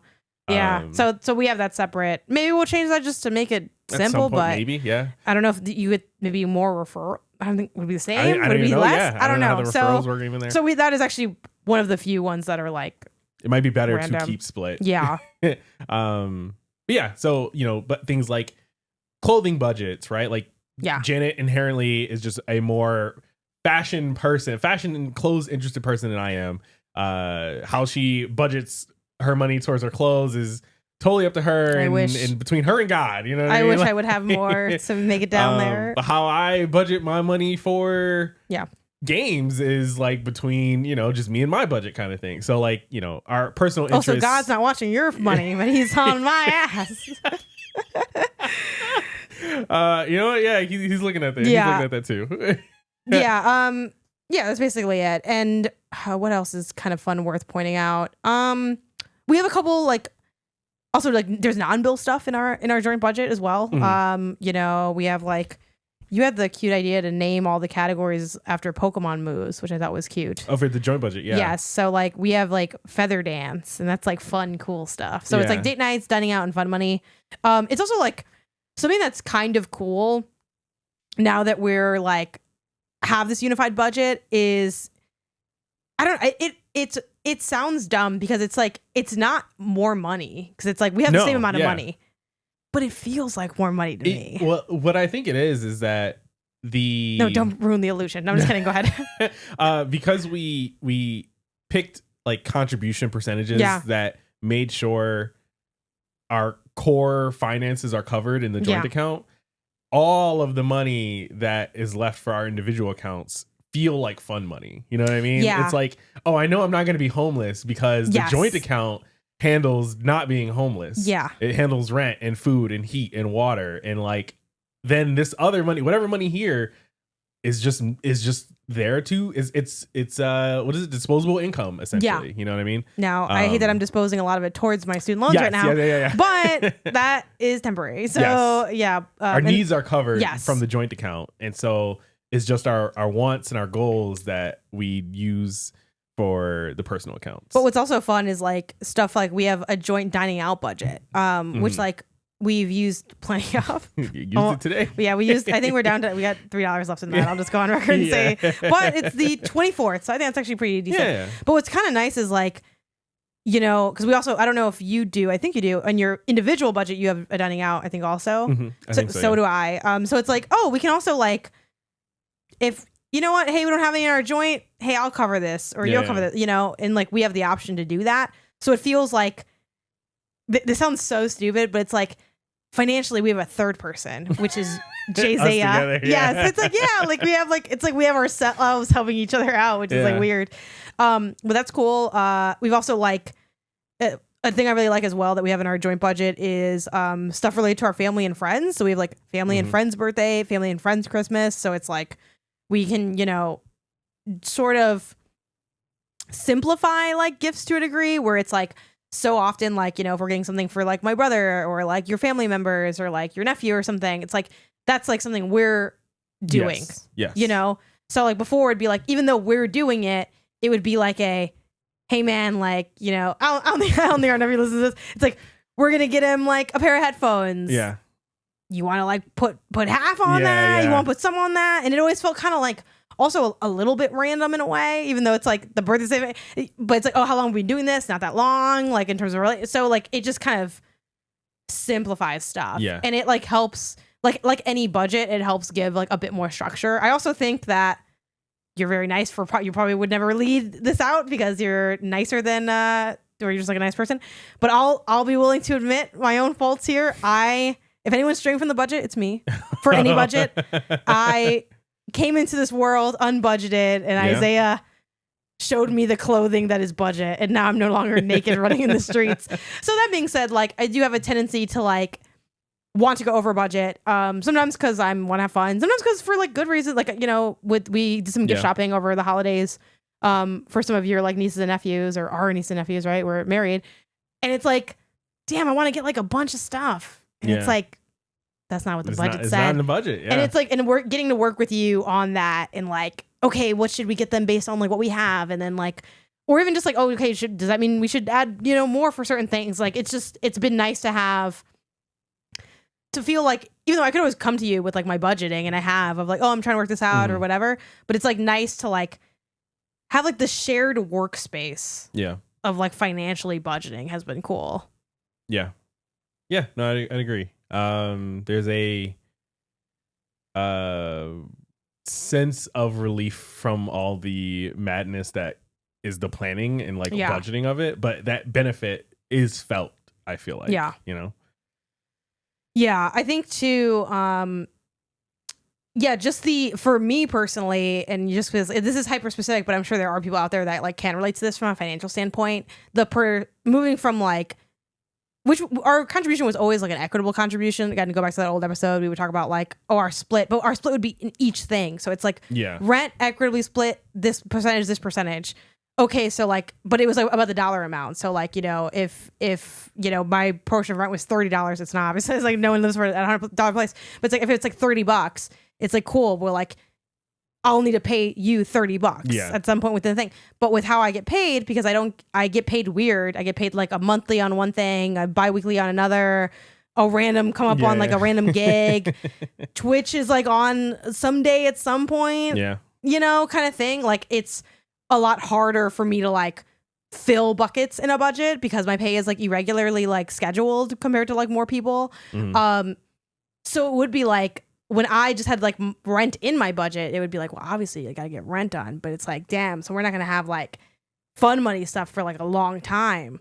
I kind of want that sandwich though. Okay, well, I guess I just gotta like, I gotta figure it out. So it would be a lot of like, I feel like I'd barely like finish everything. I'm like, okay, it's all good. And it's like, yeah, it's already next month. I'm like, fuck. Like, and now it's like, it's funny because it's the same difference, but it feels different because it's constructed differently in a way that I think is easier to do, where it's like, cool, no matter what. It also means that like, when I do have a financial come up, if I get like a gig that's a little bit more like of a lucrative payout, I have the pain of like immediately giving a good amount of that money to the bills of like, damn, this would have been fun to have for myself. But I have the fun of like, cool, that's the bills. The rest is to like discretionary spending. And that's like guaranteed. While sometimes I would have times where I'm like lagging behind on whether it's like maybe a savings account I want to build up or getting ahead on rent or something. So I'd have a come up check and then be like, well, the best thing to do is just put this aside for like almost like a rainy day. But then it's like, so I think if you have more, if you have a more sporadic income, it can be kind of nice to like, and you have the privilege of someone that has a more traditional income that's like a bi-weekly or weekly or whatever. It kind of just smooths things out a bit. I think I don't know this for sure, so it is a bit of a reach on my part saying this, but I feel like it's the equivalent to if we had like opened a business, except the business is our marriage kind of thing, is like our lives together. And it's like, all right, how do we manage the money of a business? You know what I mean? Like almost treating us together as like a small business. And it's like, all right, cool. We know that, rent for the store needs to get paid and the bills for the, we need water for the store and the electric and lights and everything needs to be on. And it's like almost removing the personal elements out, but not removing the emotions of it. Which I find very beneficial and very cool. And my brain like works really well thinking of it in that way. So when you open the shared budget, are you like, you're like, I'm working in the books of the thing? A little bit, yeah, a little bit. Yeah, I think it also is nice that like, obviously like we both have access to like the in the YNAB app, you can just open like separate budgets, and you can also make as many budgets as you want in your own YNAB app. Maybe you do have like your own business, I used to have a business, or your own like maybe like you want to make a school one or just whatever. So that's cool, but just having it be where we can lean on like what your strengths are and my strengths are. It's like you're always like just financially more responsible than me. Like you just are. So it's like, okay, like I'm putting like, which it's funny because like, again, I'm not making benefit that you have the more like lucrative like field, but it's like, cool, I'm putting money in there. How you want to assign that money. And again, we agreed on the like, okay, this is the goals for each of the categories. But when it comes to the actual assigning, I'm like, you're going to be really good at that. I don't want to like really mess with that. But I'll like pop in there and be like, this is what we've been working on. Like kind of like those bosses who are just like, you walking the floor looking around. Yeah, I'm kind of, I have real manager vibes. Like so actually I'm the manager and you're the worker. So like what gets done is what you do. But I get the glory of being like, look at what we've built. But yeah, that's been cool. And then it for like combining our finances too, it's been fun to like decide what things like we can have be like not just like a shared bill, but like a shared experience. So I had the YouTube Premium for a while. And I would joke to you, I'm like, one day I'm going to make it big, Isaiah, and then I'm going to give you that YouTube Premium. I just do my YouTube family. But right now I'm just paying for the individual because it's cheaper. I'm like, you can use it if you want, like real like college broke vibes, you know? Yeah, just sign in as me. You know? And and as we were like going over this and like putting, okay, what kind of things are in here? You were like, yo, YouTube Premium? Got that family plan? I'm like, I guess. You're like, oh, we'll put it in the shared budget. So it's like, so again, now it feels like free to me. Like, because you don't have to take your money to buy it, to pay for it. Because I don't use my money to pay for any of the bills. I use my money to go into the shared account. Yeah. And what the shared account does that money is up to the shared account. The shared accountant guy. Yeah, I'm like, oh, okay. I just know my YouTube covered, and then we kind of have a similar thing with the gym where like it's pretty much like same setup. And yeah, it's like, oh, now it's like it's funny because it's not really technically taking it financially off my plate. It's putting it onto a different plate that I still own, but I own part of that plate. Yeah. Well, the other, I'm like, I really got to worry about this is my plate. Yeah. But now I'm like, oh, my plate's really small, really chill, really manageable. Cool. Yeah. Yeah, but I've been enjoying that a lot. I think it's been fun, and it's also introduced a funny thing where sometimes we'll be doing something, and it could we'll like use a fake example like the you went to Costco the other day and you got one of the Costco smoothies, and then I'm like, I think just take that from the grocery budget, like a smoothie. Sure, I'm like, while you're out, tax for you doing the groceries, just take that out of our shared budget, whatever. But like, if we got ice cream the other day, and it's like, are you treating me to this? Or are you tapping the Logix card, which is just that's basically just me paying for it. Like it's like, are we paying for it or are you treating me? And like sometimes it's fun to like treat or be treated. Yeah. And sometimes it's cool to chalk it up to like our fake parent that is like the shared account. Where it's like, oh, 100%. Mom and dad are buying this. Yeah. Or it's mom and dad's just us in a mask. But like the mask goes a long way. So yeah, I don't know. There's something kind of like fun about that as well. Yeah. Yeah. It's made for some really funny moments. Where it's like, I don't know if I want that out of our dining out budget. Yeah. Do you have money in your dining? Honestly, but then I still be eating the food because I'm savage like that. But in a weird way, it also like just like regular budget. When you look at your regular budget and it's like, man, I really don't feel like cooking, but you look at the budget and it's like, oh, I can't afford to eat out, so I guess I gotta cook kind of thing. Yeah. It does that.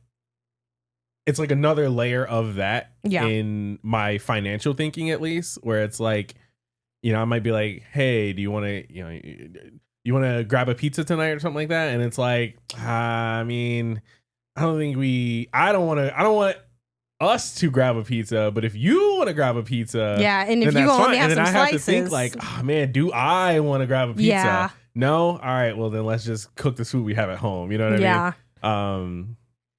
Yeah, and it makes it it's funny because I think you really nailed it with like you bring up like that business angle and like it kind of being somewhat depersonalized, because I feel, while obviously money is always still emotional, there's like emotional elements to it. It does feel more like, again, like I am managing something. Like you really nailed it, because like, for instance, 100%. I love to buy things. That's a known. It's cool buying stuff for the apartment because that can be just fun. And we have like household furnishings versus household needs. Household needs is like toilet paper, towels, like stuff that is what do we call it? It's consumables. Versus like household furnishings that could be like we talked offline about like I need a mic stand. Like we're telling me out of my work budget, but whatever, right? Like or we want a lamp for like the room or something. That's a household furnishing. And there's a bunch of things in that category that I want, but now that it's like, because before it was like the household furnishings was kind of like the Wild West. Like sometimes it'd be like, oh, we're gonna buy this chair. Are you paying me for the chair? And I'm like, I know we need a chair, but I was like, okay, I guess. I mean, I'm not gonna, this is our chair. But it was kind of like, as it came up, and it's like, how much do you put in yours? And you're like, I'm putting this much in mine. And I'm like, I only put like $50 in here. Do I need to be putting like $150? Like what's, and it was a little like sloppy. But like, now there's the clarity of like, okay, we're agreeing this is our goal that we're going to reach together. We fill up that bucket, and then it's like, cool, when the bucket's filled, I have like a running list of stuff that like almost like I'm pitching you as like like in a meeting, like an investor call. I'm like, so I've been looking around this place and I think we could really benefit from another electric fly thing that we plug into the wall. And it's like, all right, do we want to get this or like, or that big basket? I'm like, we should get this for the living room or whatever. Or like, oh, we should, we didn't, I bought the most recent like Lola blanket that we got, but it's like, I know we talked about maybe wanting more of those. It's like, we can work up to that kind of thing. And it's like this weird, like fake parent business vibe. But like sometimes infantilizing yourself ends up working. Like after I hand my portion of my income into the shared account, I'm like, this is my allowance. Yeah. For my personal spending. Yeah. Because mom and dad, the shared budget, are in charge of my needs. I'm not gonna go hungry. I'm not gonna. The lights are gonna stay on because mom and dad got that. But I have my student loans for some reason still in this one. You very much are like the head of this department that is you. But the company is us. You know what I mean? Like the company. It's also like make sure that we get the funding for what we need. It is so that janky math too, because like in my mind, I'm like, oh, I'm getting to like my my like wants. Things like clothes, shoes, whatever.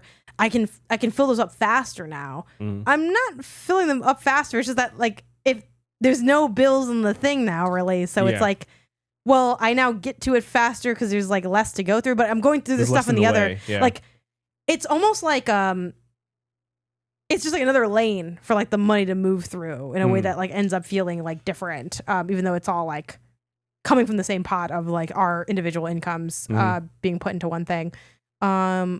But yeah, that's been really fun. And it's been cool to like, it sounds like silly to be like, people should save joining their finances for marriage. Though I kind of agree with that to a degree. I feel like there's not a point in doing it earlier other than the convenience of like, you have it set up already.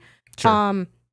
But yeah, I thought it was fun. And I think it's a cool way, like in the modern era, if you're not doing like stuff like the wait to move in together, which I'm also team just live together before you get married. That's just me personally. I didn't do any like last name changes. So this kind of like gives like, this is like our fun little thing to have as well. That's kind of cool thing as a couple to come together and do. Yeah, and have. It's like right up there with like get a doormat with your names on it or something. I don't know. Like there's different little fun things to do. Yeah. But yeah, it's been cool. So I guess any additional like thoughts you have on joining our finances or like advice, surprises, like everything else, almost ever. This is like a rolling idea, right? Like this is what is currently working for us now. Who knows? Maybe we do eventually run into a roadblock or a hurdle where being fully together and getting rid of our own personal accounts makes sense, or getting rid of this joint account and just going full back to personal like makes sense. Like there's who knows what the future will bring. I don't think so either. But just because this. We're finding that this is what works for us doesn't mean that that's what's going to work for everyone. Yeah. Nor should anyone feel like if what they have is working for them, but it's not this, that they should feel like they're missing out or that like they're inherently doing something wrong, right? Like finances is just one of those things that we said in the last episode. It's like, it's so unique to each person. Yeah. It's so specific to your needs, your situation. We're just lucky to have found something that seems to be working really well for us. Yeah. So we nailed it again, Isaiah. Yeah. This is basically this is like the self-glaze episode. Our taste in games is really good. Yeah. Our finances are looking really strong. There you go. The feather dance is dancing. The like just to share, because I think it's kind of fun. I won't go into like what's on in all the categories. Yeah, but you can have basically like big categories of so there's like financial categories, which would be things like, again, groceries, rent, blah blah blah, and then you can group those. Yeah. And our group names are all like Pokemon moves, kind of insinuating what those categories are for. I'll give like one example for you so people know if you want to steal these. They're pretty fun. We have Protect. Yeah. That's stuff like emergency fund. Mm-hmm. We have Future Sight. Mm-hmm. That's stuff like our upcoming honeymoon to Japan, which we need to plan. We have Quick Attack. That's stuff like rent. Yep. We have Feather Dance. That's stuff like date nights, fun money, dancing. Yeah. Focus Energy. That's stuff like holidays and celebration trips. Yeah, building towards something bigger. Yeah, and we have Lucky Chant. Those are things like giving, things like a family cruise eventually, getting tattoos. It's like good vibes. Yeah. Fingers crossed for filling up these. Technically, like I wouldn't say superfluous because some of them matter, but like they were very much like nice to haves. Yeah. It's like, oh, this would be really cool. Like if we had a bunch of money, we'd have to fill these things up. Mm-hmm. And a very few amount of dollars at a time, we will fill those up because they're like, you rerun them all back. They're top down in order of priority. So, yeah. But I really like that. That was also a very fun, like little theme idea that you had to do. And I do think, I mean, again, this isn't the YNAB episode or anything like that, but I do think the beauty of YNAB specifically in how it works helps it so that we can manage things the way that we do. Yeah. You know what I mean? Like, I don't know if other apps would let you have multiple budgets, all these accounts that can like link together and share budgets between people and everything like that. So for all the price increases they continue to do, unfortunately, it is still a very good app and service. So, hey, if you're interested, check out YNAB. Yeah. And that brings us to Poll of the show. Poll of the show. Last week we asked about your lock-ins and leave-its, as well as your most prized/coveted retro game item. Isaiah, can you remind me what is a lock-in and what is a leave-it for people that missed the last episode? Of course. A lock-in is something that you are choosing to not put off anymore. You're getting rid of the ability to make excuses. You are, quote, locking in and making sure that this thing gets done. You're doubling down your efforts, whatever it takes to make sure this thing happens. Nice. And a leave it is almost the opposite. It is, you're admitting that this actually isn't as important as you think it is. Yeah. You're putting it down, you're putting it away, you're leaving it, quote unquote, behind and saying, you know what, maybe some other time, but right now this isn't going to be a focus of mine. Yes, because it's stopping you from locking in to the other ones. Exactly. Yeah. So we asked y'all what are your lock-ins and leave-its for the year, and we got a couple of different answers. Maybe read through all of them. There's not like an insane amount. We got one person said for their lock-ins, lose weight down to 220. Dog, I had that same exact lock-in. I hope you make it. Because I didn't. No, you didn't have it as a lock-in or leave-it. I didn't have it as a lock-in. Well, you have some fitness stuff for a lock-in, that might go hand in hand. We have learned rudimentary Japanese, going twice. Nice. We need to add these.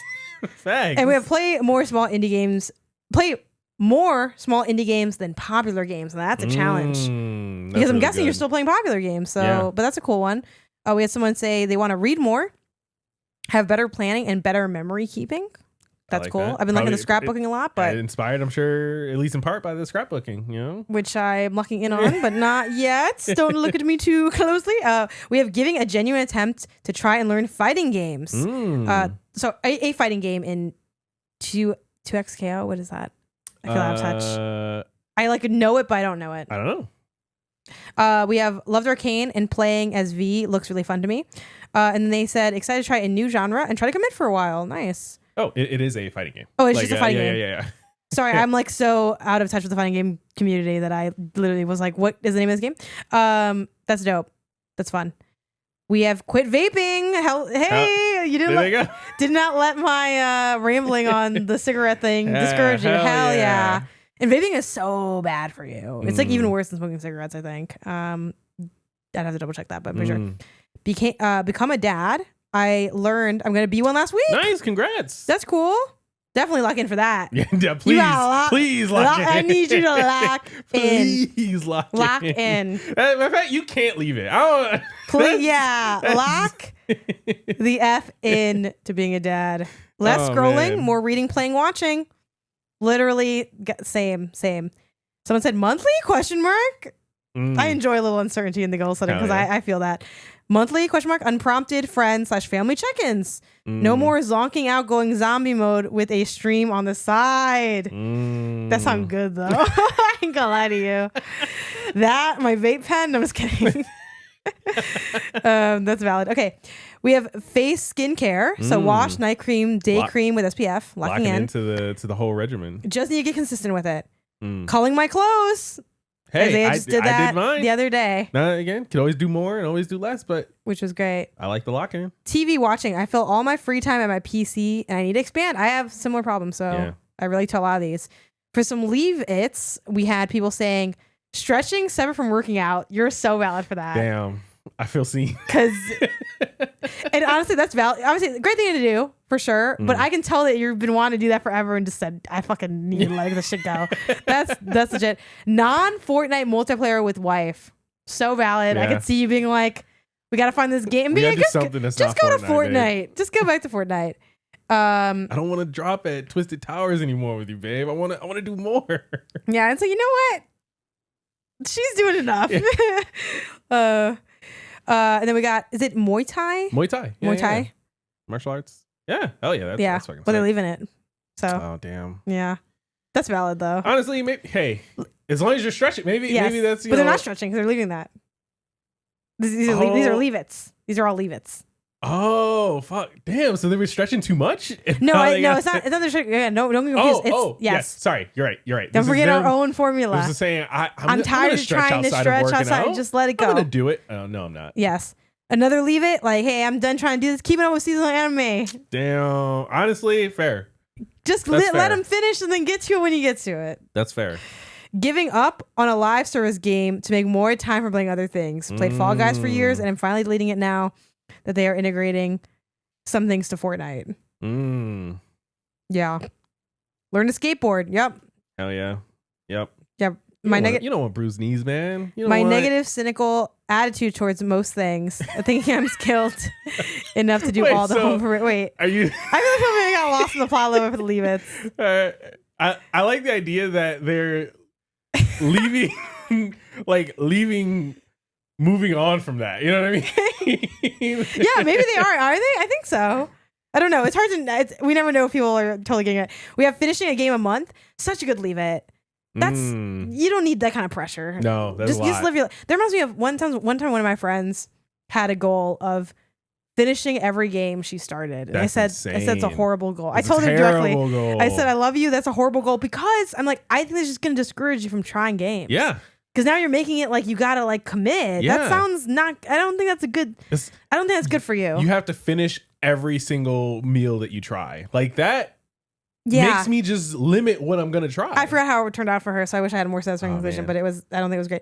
Clearing emails. I want you to lock in so bad. That's a leave it. But you know what? I can see this because I think this is probably someone that has like that inbox 1,000, and they're like, "Why am I pretending I'm someone I'm not?" Sure.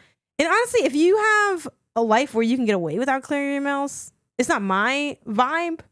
But that's true. Hey, that is true. Okay, this makes me sad. Reading. You cannot. I'm sorry. You're not allowed to leave reading. Maybe they want to focus on because I get you other things. Because they're gonna focus on making art, drawing. I hope so. We I hope so. But I feel you because honestly, I've had reading as a goal for a long time, and if I had the will to leave it, I maybe would have. But I'm like, I know I need a lock in. I know I need a lock in for it because it's too important. Yeah. Maybe you've been maybe you've been reading a bunch and you're like, you know what? I don't need to be making these reading goals. This could also be that they maybe had this goal before. Yeah. And now it's time to leave it. You know? Yeah. I like thinking of it like that. Yeah, I'm scared the alternatives. I don't like thinking of it that like I'm quitting. Don't quit. Because that's what we are. Yes. And I don't like thinking that they're better than us. We're gonna lock in on reading, Isaiah. I just know it. Okay, we have prized and coveted retro game item. You want to go through some of these? Yeah. We have some of the most prized coveted ones are old game manuals. Fun. Say like PS2 and PC. Honestly, that's pretty cool because so many games now.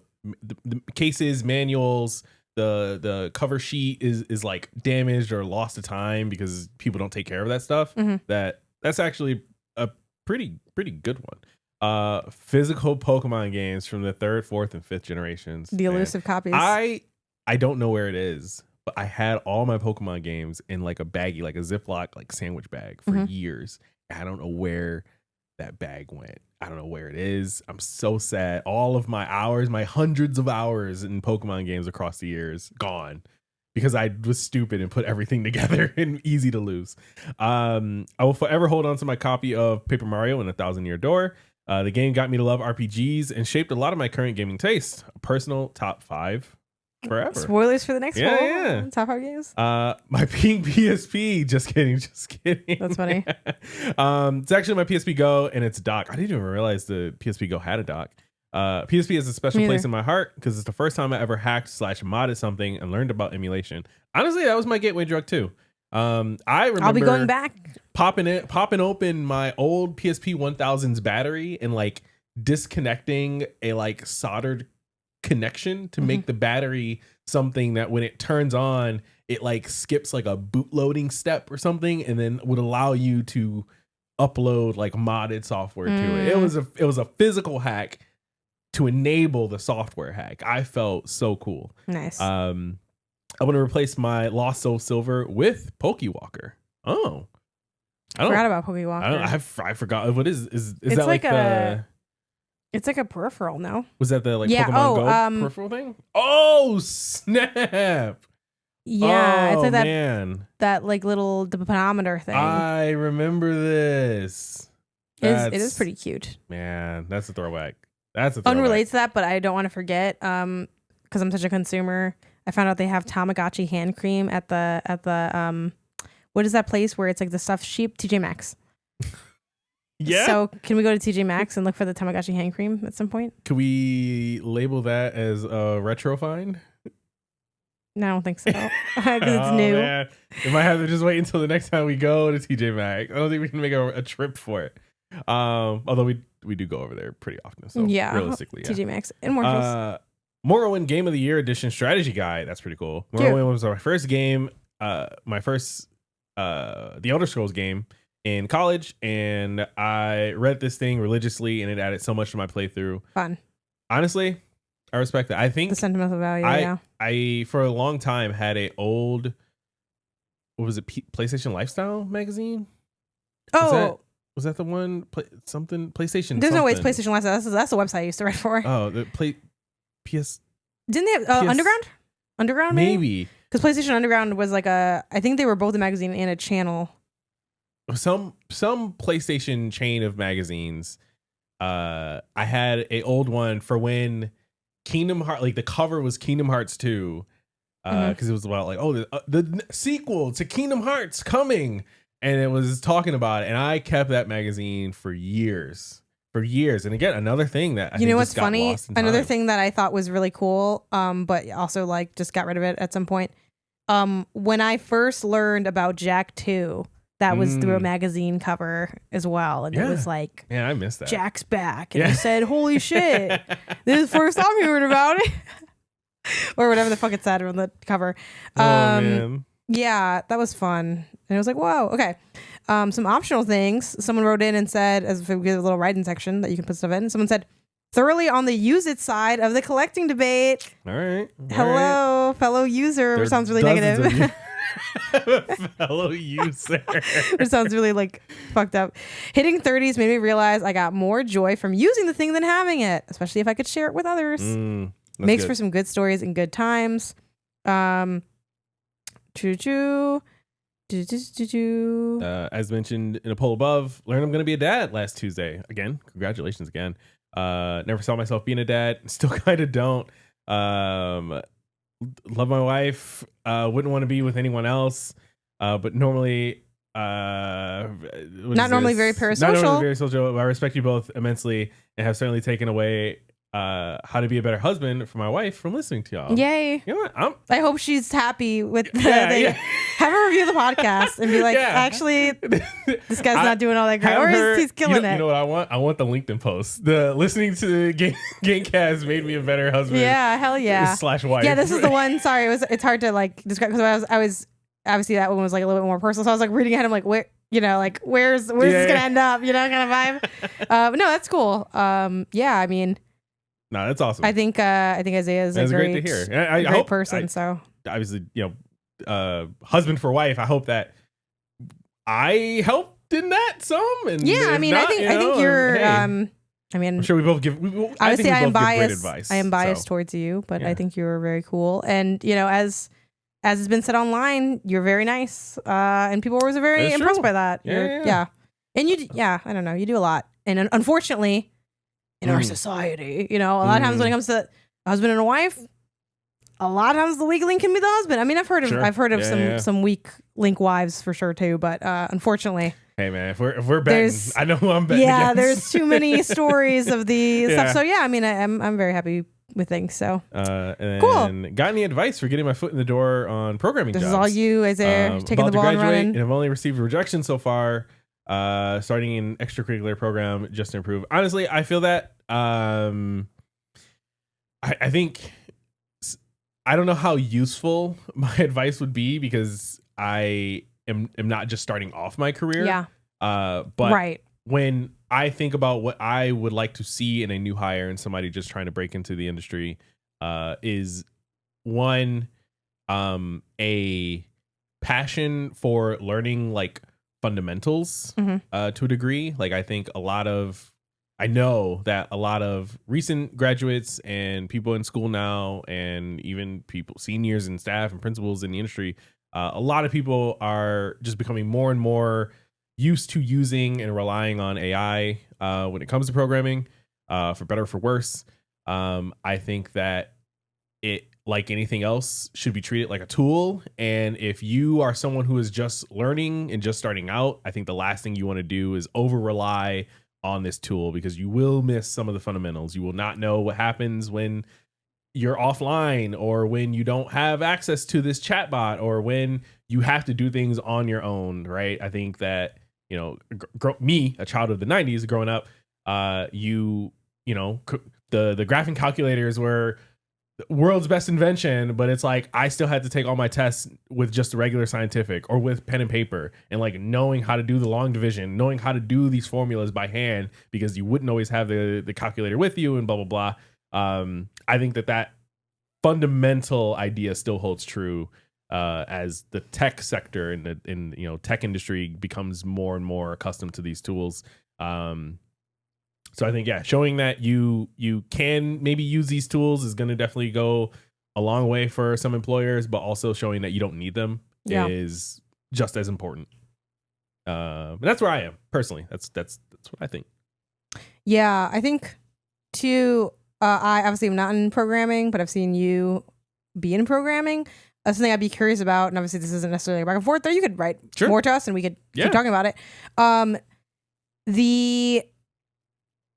I think like where have you been rejected in the process? Were you rejected like just off the resume, or were you rejected like from part of the either like the interview or the exam or something? Yeah. Because I do think, depending on where, if there's a common thread to where you're getting like rejected, that could be worth exploring. Like, I make it to the interview, but like after that it kind of dies. Like maybe there's something in there, the exam, maybe there's some weakness in how you test or like code in front of people and things like that. But I mean, I think also, I don't know how it was for you. Maybe you kind of like were one of the luckier ones, but it can just be hard to get like jobs after graduating, because you're like newer to the field. I know you had to do like maybe some internships while in college. Yeah. And that definitely helped, but it was not the immediate golden ticket to an offer the day after graduation kind of thing. But that definitely could be maybe a way to, I see you said you're about to graduate. I'm guessing you're like, what time of year are we in? Yeah. When do kids graduate? When it's hot out? Okay, so it's hot outside. So you have a little bit of time, not a lot, but like, maybe you could like try to land a role like that. I know it's not full time, so maybe that won't be as feasible, but I think as just general leaving college into work, I think just knowing like what the landscape of your options are and where you're at, right? Like for some people, they have it, they're really privileged. They don't have to necessarily worry about like if they don't find a job. Yeah, there's a real mom and dad that like not just the fake YNAB one we have, right? But like, everyone's different. I know for me, my family kind of gave me like a 6-month runway before I had to start paying bills kind of thing. I guess I shouldn't use the quotes. I kind of did. I mean, I don't know. I didn't try to be like a deadbeat. So I was like, I'm not sure. I'm sure they would have, been okay with like whatever, but you know, the setup that we had in our household was such that you would contribute because we were in a renting phase too. I think maybe in different lives things are different, right? But that was what I had to do. So I had like, I knew I had the stretch of time I had to like make it, and I knew when I had to maybe like quit and just find something kind of thing. And then I had a little bit of both. You know, I started my career and then immediately had to find another job after like the first job I got didn't work out. So life will kick you on your ass. That's the one consistent. But those are some things that could be helpful to think about. Not to like spend so much time on this one question, but I am actually curious. The probably best piece of advice that I got when, again, I was starting out and blah blah blah, is do you guys have like a beer test? Like is the beer test a thing in like your industry? No. So in any of my industries, I've taught and I've done media. The beer test. I'm curious what you'll think of this. So I was always told that one of the better things you could do is also like, obviously you want to be competent, right? You want to know your stuff. You want to be good. But if you can, you also want to make sure you're passing the beer test. And the beer test is, would the person interviewing you or the person who like you would be working with be interested in having a beer with you? Oh, like, I've heard that for, this is sad, but for like who the president is. Like, you have talked about that for like way back in the day, they would say like they would do these polls, maybe like during the Reagan administration, of the like, would you get a beer with the president? Oh, interesting. And it's like America cares or not. I don't know what the fuck. Yeah. Let's not get into America right now, but you know what I mean? But yeah, I've heard that, but not for like my jobs. Yeah, for me, it was always like, hey, people in your industry have like, that's like a industry thing you guys have talked about. When I was in school, that was like a thing. That's interesting. Shared to us. I wonder if that's because so often you guys are. True. Yeah. I feel like because a lot of times, which again, no idea if this is your case, the person again, but like a lot of like the software engineer people fucking suck. They suck. Yeah.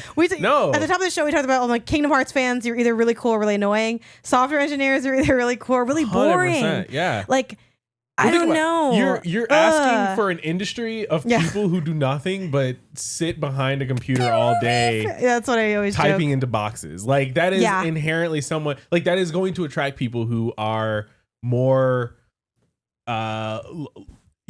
socially removed, less, social butterflies than not, you know what I mean? And being able to have the social skills, the interpersonal skills, the soft skills of like holding a conversation with someone, being interesting in a conversation, in a social setting, not feeling or bringing like awkward attention to things. Like knowing just, again, these social cues and things like that to make someone interested in just being your friend, having a conversation with you, being able to chop it up and do everything like that. Like that goes a long way. Yeah. Because most companies are going to assume you can do the technical stuff. Like at the bare minimum, there's tests for it. If you write a function, the function either works or it doesn't kind of thing, right? And like, you can make it better, blah, blah, blah. But like at the end of the day, the person that you need to tell, hey, use this function to do a thing and have a conversation with them and what that means for a product or a business or a need is like, can I have that conversation and it go well? Because I can find anyone who can write the function.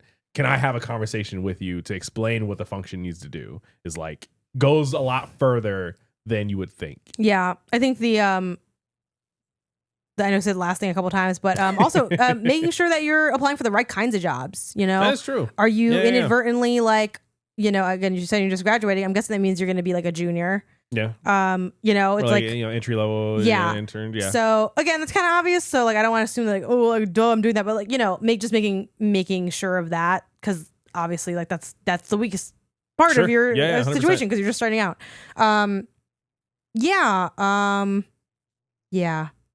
definitely don't be discouraged from all the rejections, because right now that is happening. Honestly, that should kind of get everywhere. That should kind of be your goal, oh man, I've always hated that idea. I know, but it's hard to do. Like get X amount of rejection, because it's like, like it's difficult. But it's just slowly gonna morph into being how to pick up girls. You know what I mean? Like I feel like this is slowly inching towards that advice, but in a similar fashion, like. You're right. I mean, we do joke about like in our household, we call it corporate Riz, which I know is like super cringe, but like that's, it's like the ability to network and to, find yourself in the places where the dollars are getting exchanged, Yeah, 100%. Those 2 YNAB budgets aren't going to fill themselves, so I'll be out here hustling. Are not gonna fill but yeah, I themselves. mean, this is actually super fun. So if people want more of this kind of stuff, question. or Please general topics, write in or more. This is awesome. or just any stuff like that could be a fun Not Games thing to get into. But yeah, so anyway, super fun. Thank you guys for sharing your stuff on Poll of the Show and being so detailed. What is this week's Poll of the Show going to be? This week's poll of the show, we're going to be asking, what are your 5 favorite video games? Feel free to drop the names. I got 5 on it. I guess it's easier for us if you just drop the game titles, but also feel free to send the Backloggd link or something like that if you already got it figured out and everything like that. And then on the Not Game side, if you are in a relationship with someone, a significant other or not, do you have joint finances, and how's that working? Like, what do you do? We'll ask a question more about sort of joint finances. Yeah. And that is it for this week. You can send us your questions and topics to the email inbox at GamesAndNotGames.com. You can follow. There's no need to laugh, Isaiah. It's very rude. You can follow the podcast version of the show on Apple Podcasts, Spotify, Pocket Casts, and everywhere else you get your podcasts. If you enjoyed the show, be sure to give us that 5-star rating. 5 stars. Cinco Diamantes. And if you, God, I'm over here. If you're an audio listener, remember that you can get the video version over on YouTube at GamesAndNotGames. If you like the video, be sure to leave a like and a comment, as it helps us get the show in front of more people. Give us a follow on social media. We're everywhere at GamesAndNotGames. That's BlueSKy, TikTok, Twitch, and Backloggd. Yeah. Until next time, gang. Gang. Peace.